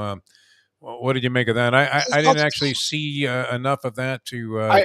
I to thought it stay. was your classic makeup game. I thought FAU got a very, very friendly whistle in the first half, and they came back and it got less friendly in the second half, which usually what that leaves is both sides very unsatisfied, and kind of a classic example of why it's tough to be an official, particularly in the sport of basketball. All right, anything on the coaching matchup tonight? We have obviously Hurley has a tremendous basketball you don't really think tradition I've and got to family. say something positive about the Hurley family, do you? No, I mean, especially with Bobby being a star there at Duke. I don't know. Do you have anything against the father, or was he like the Bobby Knight of high school? Yeah, he kept coaches or sending all something? his best He players looks to like rat Knight. face. Yeah, Of course, I've got something. Sure. Of course, they got something. No, Again, look, that might be the right opportunity to go ahead and since they will likely win the championship, go ahead and tear them apart. I honestly, I would love to rip Dan Hurley, but he's actually done a fantastic job at UConn. UConn's kind of a weird program in that they have had spurts of being very good. Again, you look at championships, and they are certainly arguably the best program in the country since 1990 or whatever. But it's been rebuilding jobs. Jim Calhoun did not leave the cupboard stacked for Kevin Ollie. Kevin Ollie did not leave the cupboard stacked for Danny Hurley. He has done a very good job rebuilding this program. I would say, have they gotten some breaks in terms of the way tournaments have felt? This tournament and the last two titles have fallen for them? Yeah, they have. But all you can do is play who they put in front of you. And they've done, look, he's done a really good job in this tournament. UConn plays great defense. They have a philosophy. It doesn't necessarily work against everybody. Again, you go back to the biggest season, some of these smaller, quicker teams like Marquette can bother UConn because they can get open shots, and when they're knocking them down and they can play ball pressure. But UConn's big, they're physical, they impose their will, particularly on the defensive side of the ball. And when they can do that, it's an effective style, as we have seen throughout this tournament. So, credit to Hurley and what he's built. And obviously at San Diego State, it's still got Steve Fisher's fingerprints all over it. But I would say, for all the talk of UConn's possible ascendancy into the blue blood ranks, people are sort of ignoring that San Diego State has become a really top level program, and that if they win tonight, they're arguably right there with Gonzaga for that mid-major who's should be considered like a major. Again, a couple of years ago, people forget San Diego State was 31-2. Had spent a couple of weeks at number one. Coming into the tournament, they were going to be probably a 1, lowest a 2 seed. They were going to be one of the favorites to win that tournament that got canceled by COVID. They're back a few years later with a chance to win a title. I think, you have to look at San Diego State as despite the mid-major status, basically a power program that has built since Kawhi Leonard has been there. And again, going back in history, when UConn made their last title run, by far the toughest game they had was against Kawhi Leonard and San Diego State, who had a chance to beat them at the end. But Shabazz Napier pulled out the game for UConn. So if we get another game like that, again, would be a classic. And I think San Diego State deserves a little bit more credit in terms of their program than they're getting coming into this matchup. All right, I thought I saw a line. It might have been opening line, but I thought it would be I saw higher. you were giving it out at 5.5. Yeah, I don't know where I got was, that from. I was looking online, and I guess the odds Yes, were right now not it's exactly accurate. But I can all right, so it's 7 and a hook tonight. What are you doing with the points and the side in this game? 7 a hook, money lines plus 300 on San Diego State. 132.5 is the total. I thought maybe your man from the track there had given you one of his bogus lines because he's planning on taking UConn, so he's Oh, shaving a Tony couple points Segreto, on yeah. there. No, not Tony. Oh, Italian guy, right? Francesco. Yeah, I thought Francesco. 5.5 might be a Francesco. No, I see it at 7.5, 132 and a hook here in because it's today's been New York 7.5 Post. Yeah. since yesterday. Okay. Anyway, this is a really tough game. I think everybody's inclination is probably to go towards the UConn side because they've been blowing everybody out. I would caution you on that. San Diego State is a really tough team to beat by double digits. They are in some ways like those Virginia teams that everybody hates, but who will haunt you in bets because they hang around. It's really difficult to beat them big. And you saw less at the end of the FAU game where most coaches would have started fouling when FAU had the ball with 36 seconds left and a clean possession. They'll play it to the wire. They will play it to that last possession. You may not get those extra points in a foul situation come the end of the game because San Diego State will trust their defense and play it down as low as they can. I think you either have to take the points here or you have to pass on this game. The one thing I would tell you is that indicates to me take the points is that total. If this game is played at 132, UConn's not going to cover. In fact, San Diego State, if this game is anywhere close to that 132 total, if it's played in the low to mid 60s, San Diego State's going to have a chance to win this game. So I would say take the points or pass because it's really difficult to blow out the Aztecs. In fact, I'll tell you now, I don't do this often. I'm taking a shot on the money line on San Diego State. I think plus 300 is a very false front number there. I think San Diego State's going to have a chance to win this ball game. All right, beautiful. Excellent analysis as always, Professor. Hope you had success over the weekend with the two games. I think you were on the right side of both, were you not? FAU and Miami. Line wise, yeah, you covered, and UConn, and UConn definitely covered. No, I did not have UConn. I took Miami. Oh yeah, you like Miami and the points. Yeah. And when they cut it to 8 with like 4 minutes left, I thought I was going to get a backdoor cover, and then UConn went on another little run there. And since I see the request from Jim Sarney, I do not have a top 10 for next season prepared, but we'll have one for Friday. I'll make that a project to think about for Friday. All right, sounds good. All right, thanks, Professor. Always a pleasure. And I will tell you who will not be appearing on it. Angel Chucker, baby, from Iowa. Screw that girl. I'm tired of hearing about her. I'm glad the black girl taunted her. She deserved it. Once again, embracing what many would consider to be a disgraceful behavior. Thanks, you, Professor, for joining us here on the show. All right, Hialeah Park. You don't have to worry about disgraceful behavior there. Not that you want to exhibit that, but you can't help it. Just want to dance the night away when you go to Hialeah Park. It's absolutely fantastic. People are winning money, and that's always a great thing in a casino. I saw a lot of casino face at the casino that, fortunately, the Mustang made a major score. Not major, but a big enough score to justify our presence in a casino there. And it was nice because she was getting drained at the time. I mean, she really did. She looked like Arturo Gatti in round 10 of the Ward Gatti fight, the first one. I mean, with bleeding from every pore, and you're thinking this guy's going to end up being a winner possibly, which I think Gatti got robbed in that fight, by the way. I think he deserved a decision. Anyway, that's how the Mustang looked. I mean, she was waiting for Lou Duva to give her some encouragement there in the corner. Go ahead, Stang, one more $100, and then we'll get out of here. Meanwhile, I'm having an okay day at the track. Nothing special. I might have ended up losing a little bit actually, but I didn't care. After the Mustangs hit. But saw a lot of casino face around the rest of that casino. A lot of casino face. You know to look. Like, geez. Like bitterness. When did the Alzheimer's kick in? Oh, just now. Oh, okay. Oh, God. People coming over from Palm Air there, blowing their Social Security money. So you want to be in a place with a great atmosphere, and while you're in there with a big-time shot to win, that's Hialeah Park, your best chance. Really, that should be their slogan. Not that they need to compete with other casinos, because, they're sort of all... I don't know how cooperative they are, but they're far enough away from each other that you're usually going to your local location. Yes, and everyone seemed to do well. We were at Magic City Casino Friday, and that place was fucking slammed. So they Oh all. yeah. How was that, by the way? Well, I figured we talk on Mayo's Yeah, thing. okay, yeah, that'll be good because but Hialeah Park is unique was unto cool. itself, man. Probably, I mean, the most beautiful atmosphere, and wow, what a well done job they did out there converting everything. The casino is dynamite. The champion simulcasting room with all the big races coming up, including the Kentucky Derby now, and I think you still have a couple of the big 3-year-old races to be run next week, and it's just a very exciting time. I'll be punching away in the champion simulcasting room. In the poker room, we haven't gotten Mayo in there yet. Speaking of Mayo, but I think he would really enjoy playing there. I know, he kind of likes going against sort of a Latin-based crowd, right? Yes, he likes. Yeah, because these guys, they're all in, man, on every hand. It doesn't matter. They can have like 2-6 offsuit, all in. Right? Vamos. Right? Just send it all in there. You're just seeing very aggressive players. So, certain poker players really enjoy that kind of situation, and that might give you an edge there, even at Hialeah Park, because they're a very professional poker room.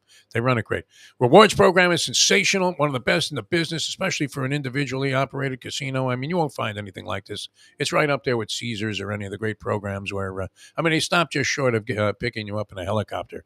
Come down there. If you got a big-time player's card, you turn that in. You can keep it, but you show them what you have from another gaming institution or establishment. And if you're a 5-star mega, whatever, extraterrestrial, they make you that status there at Hialeah Park. Even if they didn't have that status before, you become that same kind of player. So it's great. Check it out. HialeahPark.com gives you all the details of everything that's going on. They have a Facebook page. Also keeps you posted. A great place for parties and catering events and anything that's going on in your lifetime or your business. You want to celebrate at beautiful Hialeah Park. All right, we're coming back with more. We'll take up until about 9 o'clock today, as we usually do. Good time last week, huh? Iron Eagle at the end of the week there run a little overtime on the Friday Degenerate Friday show, and so that was great. And we'll try and dig up Dusty May and Jim Larinaga. I'm thinking yes on Larinaga, Dusty May a little more questionable. I reached out to both, and we'll see if either one wants to do some postscript. Look, the way that it ended was tough for both schools, but I think Larinaga uses it as a springboard for celebration, though. That was the impression I got because I saw the interviews with him when he got back from the trip. And even Dusty May, who had, a much more agonizing defeat. I don't know if that makes a difference. What would you rather have? Like this dagger-like defeat in a game where you otherwise played great? Or just have an off night come and afflict you against a team that happens to be red hot? It sucks. After watching FAU, I'm like, oh, that's the worst way to lose. And then I watched UM, and I'm like, no, I'd rather lose that way. I'd rather actually be in the game. The fact that you're in the Final Four, you make it this way, and it feels like it discredits the run, which it doesn't. Again, you're Miami making the Final Four. It's amazing. Yeah. But to come out like that, and look, UConn, I get it, has played well throughout the tournament. And people had steam in the Pats of the world, and there were some, handicappers that liked them because they were playing hot. They weren't a juggernaut. I'm sorry. They were a 5th seed for a fucking reason. They weren't like this number. They were 14-8 in their conference. Yeah. They weren't. So to come out the way UM played and fought back all tournament to look like that, I'd rather be FAU. Yeah. Yes, you should have won the game. Yes, that last 40 seconds, I didn't understand anything they did. They had 30 seconds to run. You run the entire goddamn clock, and they don't have enough time to get down the floor. That's why they would have been better off not taking a shot. That's what fucked up was it wasn't 6 seconds. They actually got 8 seconds because FAU totally shit the bed the last goddamn 40 seconds. To lose that way sucks, and it was disheartening, and it was annoying.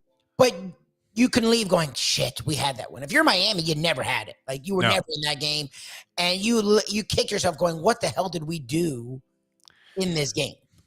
Well, they had to be at their best, obviously. I mean, that's a cliche, but the way they played against Houston, that's what they needed against UConn. Yes, and Houston was and they weren't able to replicate that in any way, shape, or form. In fact, they played more like they did against Texas for most of the game. Yeah. But they never got it together. And then, our term of late game resiliency for FAU, my God. Opposite. We should have known. There you go. We pronounced them dead on arrival, did we not? We gave them credit for being brilliant at the end of the ball games. They really were. And then in this one, as you said, I mean, it's kind of illustrative of what happened there. It's just what is this substance over here?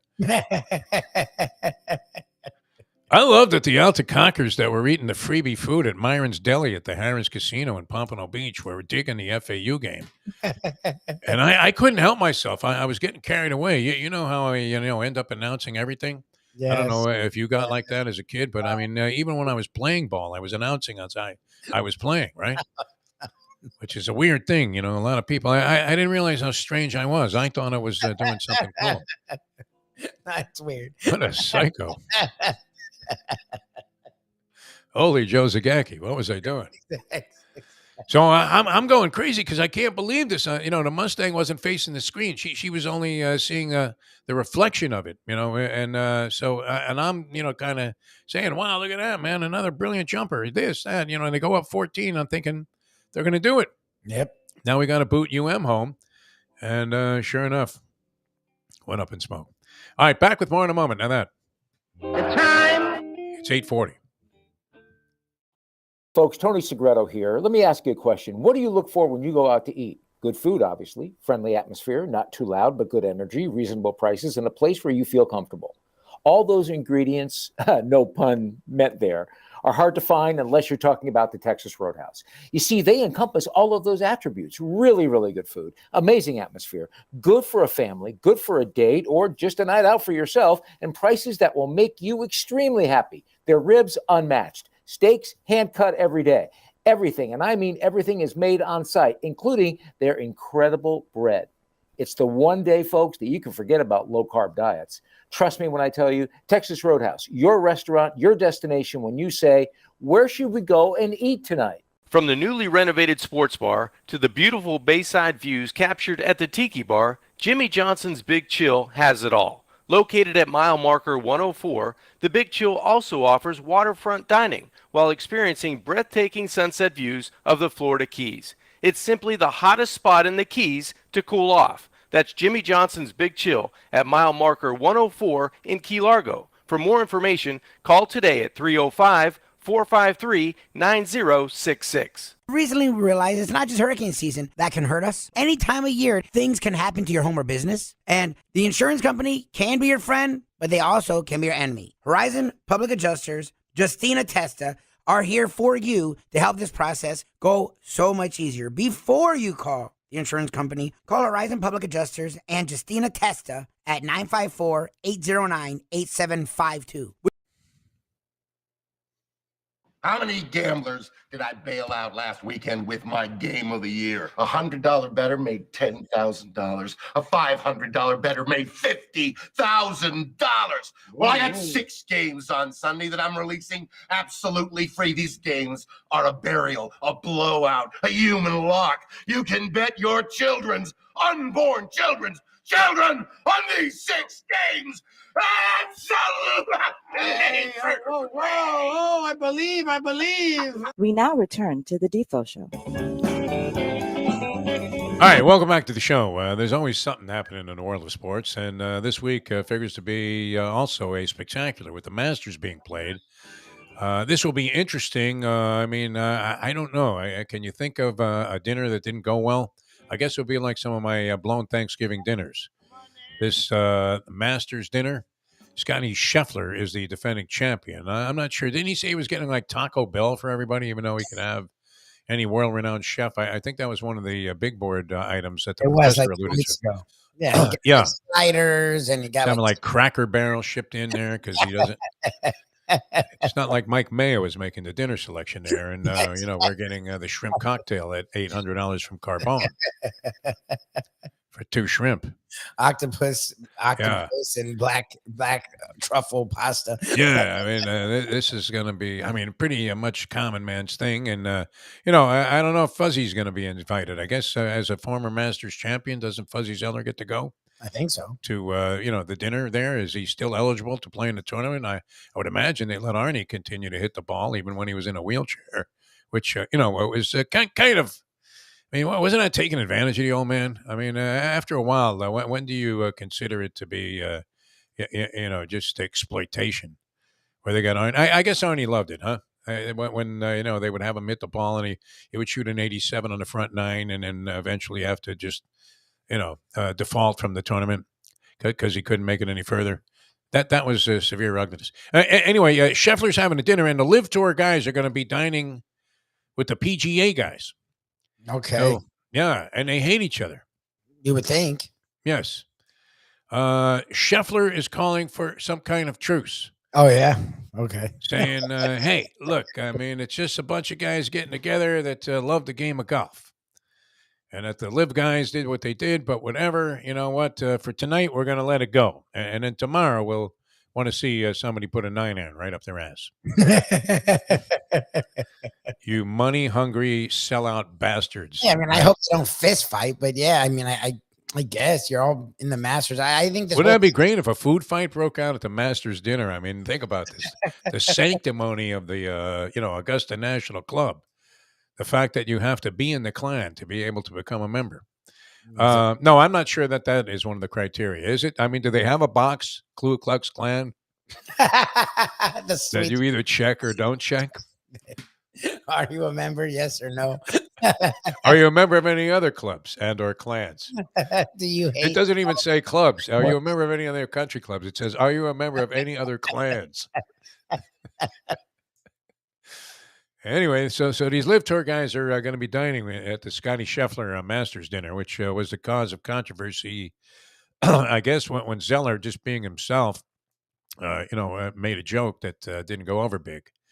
Look, it can happen, right? You're in the comedy business, Lubie. Zeller, in general, one of the nicest, funniest guys, engaging guys you'll ever run into, at a time where, talk about sanctimonious. I mean, these golfers thought they were gods and, were beyond approach. And, here's Zeller, like a modern day Lee Trevino, just joking with the crowd. Hey, did you see that? You left that a little short, right? Why don't you have your wife hit that for you? That kind of thing. So he would make a joke that now, would get you banned from the game, right? Yes. They would have to bring in a commissioner and an investigation. Never mind that Tiger was taking Dr. Galia's drugs right there on the course. Galia is injecting him on the third tee. As Steve Williams hit some lady over the head that was about to snap a picture of it, and for good reason in this case, because there was the needle right in Tiger's knee. Okay, Tiger, now you can hit. But nobody notices it, right? No. This infamous doctor who's under indictment, I mean, in like 5 countries, suddenly is a personal physician for Tiger Woods. What a surprise. And you're thinking, how did his body break down like that? I wonder. Who had more steroids in his system, do you think? Tiger Woods or, any WWE champion? Do you think The Rock got that build naturally? I remember he was, not a small guy as a defensive end for the Hurricanes, but he didn't look anything like that, Louis. No, he's not clean. He works out like a fiend. He does it.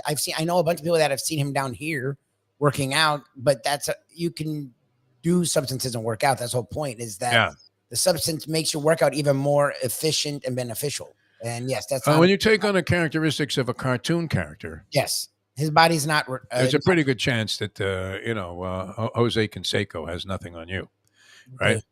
All right, so that's coming up, and then we'll have to get involved in trying to pick some winners. And to what extent do you consider the Live Tour guys, who essentially we haven't seen?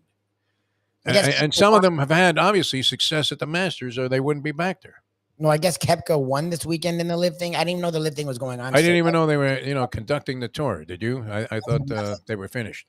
I've heard nothing. Once the pub about them being a disaster and being anti-American went away, they're getting no pub because no one cares.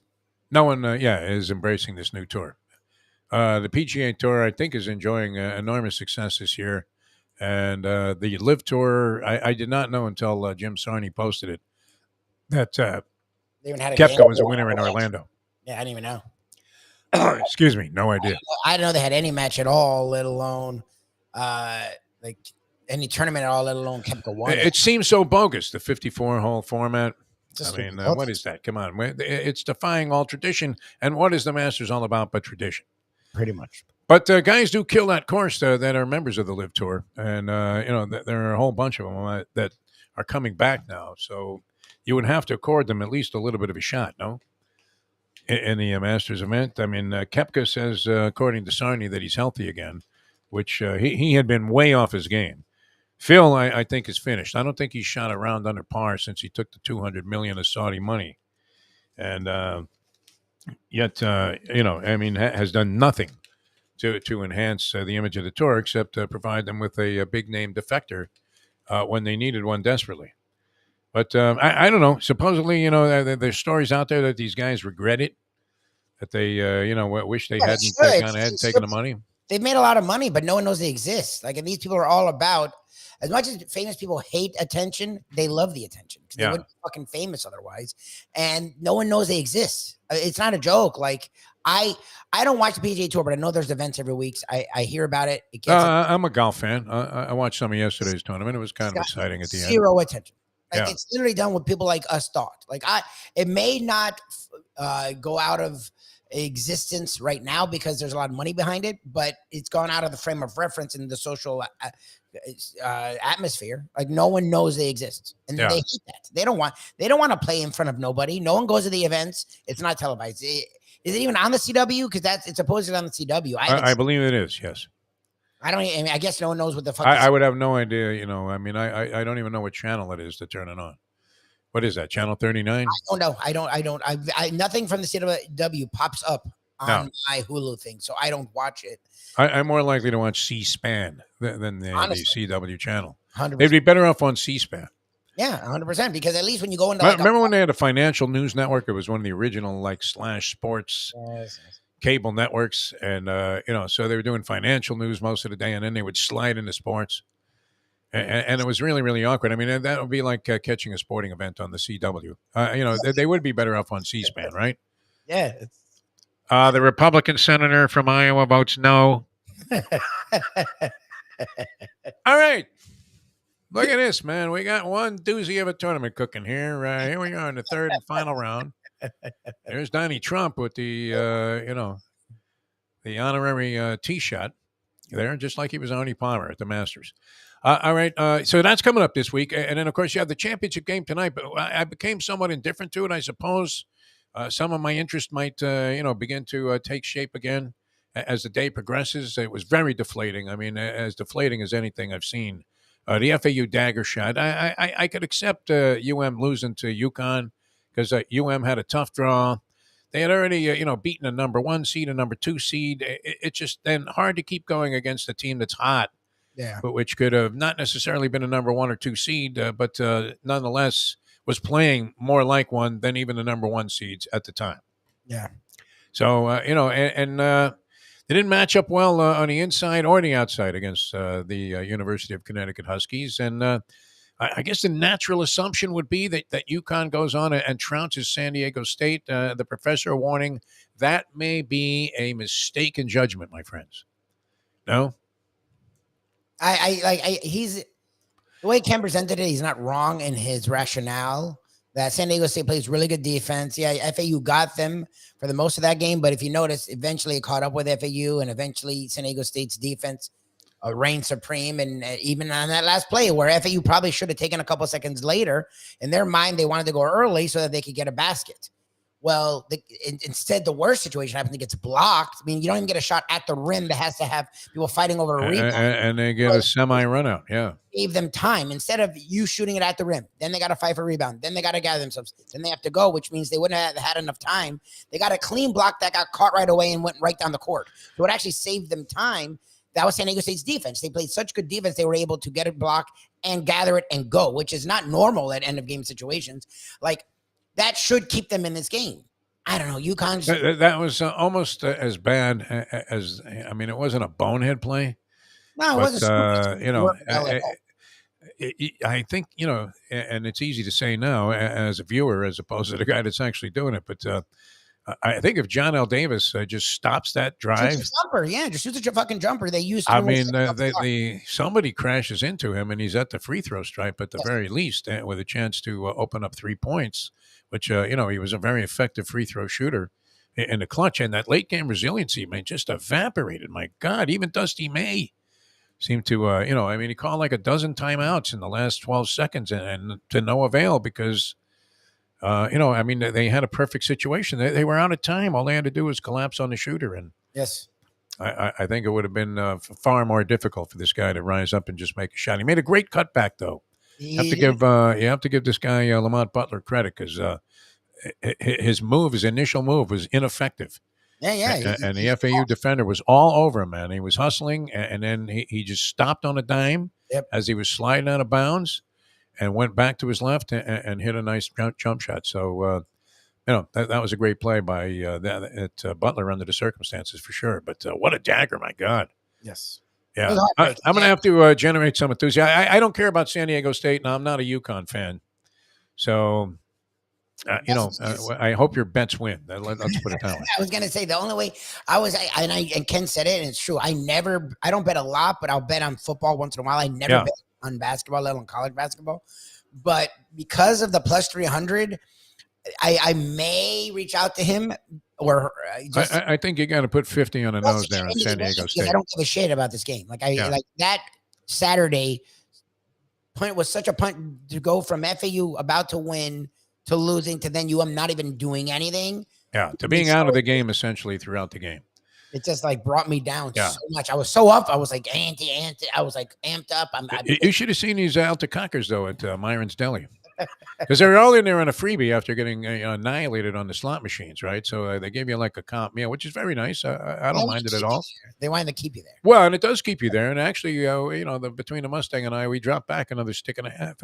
Well, that's what happens is you stay. After eating dinner, yeah. You get rejuvenated. You forgot that you lost. You're like, oh, why was I upset? I'm in a great mood now. We'll give them another $100 for a $25. Yeah, that cost that $40 comp cost us $110 net. Plus, we could have had better food if we just left and went to a restaurant.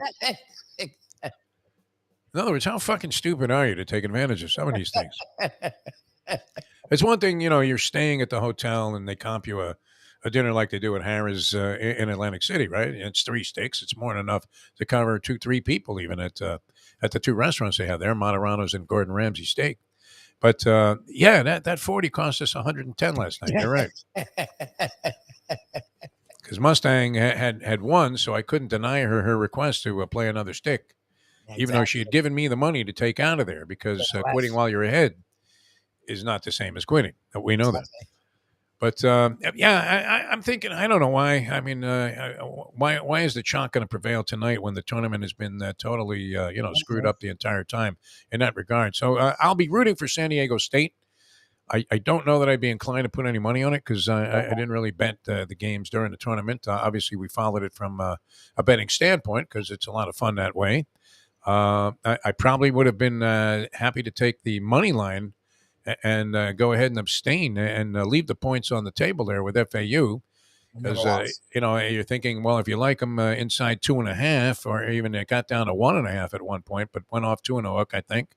You would have won with the points, but lost on a money line, which was, slight odds. I imagine that was like plus 120 or something like that. But I thought they were, in there with an excellent chance to win the game. Not just during the game when I was watching it, but I mean, even before you thought, okay, another luck of the draw for FAU. They don't go against any kind of a monster here. You got San Diego State, a team that oddly it was supposedly so offensively challenged, and yet they come up with a huge offensive play at the end of the game. So I'm going to root for them and hope they beat UConn. If UConn wins, I won't care. And it's not going to be like it upsets me either way. So put your money on San Diego State, Lubie, and at least I'll get a vicarious thrill thinking that you won some cash. All right. 7.5, a lot of points, like the professor said. If the game's in the mid-60s, do you see them losing by like 8? That would be what, like 68-60, something like that? I mean, I suppose it's possible, but UConn looked pretty solid. I mean, they played very well. And, as much as UM played poorly, you would have to say that UConn more than acquitted itself as the favorite to win the Final Four, which they were odds on to do so. And a friend of ours, I saw his money go up in smoke. 5,000 he had on FAU. Our good friend Sheldon G. 5 dimes on FAU at 7-1 at the start of the Final Four. And he was right there with a chance, right? He could have hedged off there, and it was $5,000 and win 35,000. So he could have bet 10 on UConn tonight and come away a winner. Yeah. That's wow. You talk about a dagger. That's NCIS, man. I mean, call Quincy. We need somebody to exhume the body and do an autopsy 8 years after the fact. Yes, I can see there was some barbiturates in his system. Like, what? This man was poisoned? Get out of here. All right. We'll have a lot more for you tomorrow here on the show. We're going to work on getting both Jim Larinaga and Dusty May on the program. We may not be able to do either. I'm thinking Larinaga is probably going to do it for us. And I don't know about Dusty May, but it was interesting that we kind of dismissed Brian White, the athletic director, as who wants the freaking athletic director when the head coach is the story. And then it turned out that he was much more distinguished than Dusty May is at this point in his career, in spite of his run to the Final Four. And, we were brushing him off as some kind of .com schmink that we were going to book on a show. But, so we'll try and get some kind of representative of FAU for you later on in the week. And then, of course, much to talk about. We didn't even get to the Marlins in that abysmal 4-game series, which I would be as discouraged as we ever have been about the Marlins start, regardless of facing the Mets. And they went against the Senga cat, who the Wicked, that ghost ball, they're calling it. He's on the back page of the New York Post, as you might imagine. They're celebrating the New York Mets. Oh, And they're they calling should. this thing the ghost forkball. I don't know. What does that imply? What kind of forkball is a The ghost Marlins are going to forkball? have a bottom 5 offense. So if the Mets take anything out of that series, that's stupid. But yeah, Who was it? Matsuyama? Was that the guy's name? Hideki Matsuyama had the gyro ball. Hideo Nomo used to do a whole fucking thing where Nomo had like a wicked forkball also. whole Yeah. body, and then he did a fucking thing, and you couldn't see where the ball Well, was. what are they? Gripped a baseball? I don't want to, make some kind of Dice Asian K. aspersion joke here, but with chopsticks or something? Dice K did something. They all throw the same thing. Darvish too.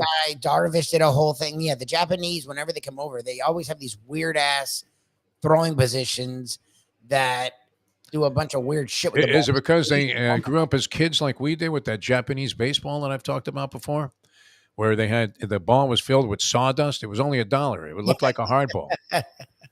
And we didn't know, you'd go to the store and it was like $3 for a regular baseball, and it was only $1 for these Japanese balls.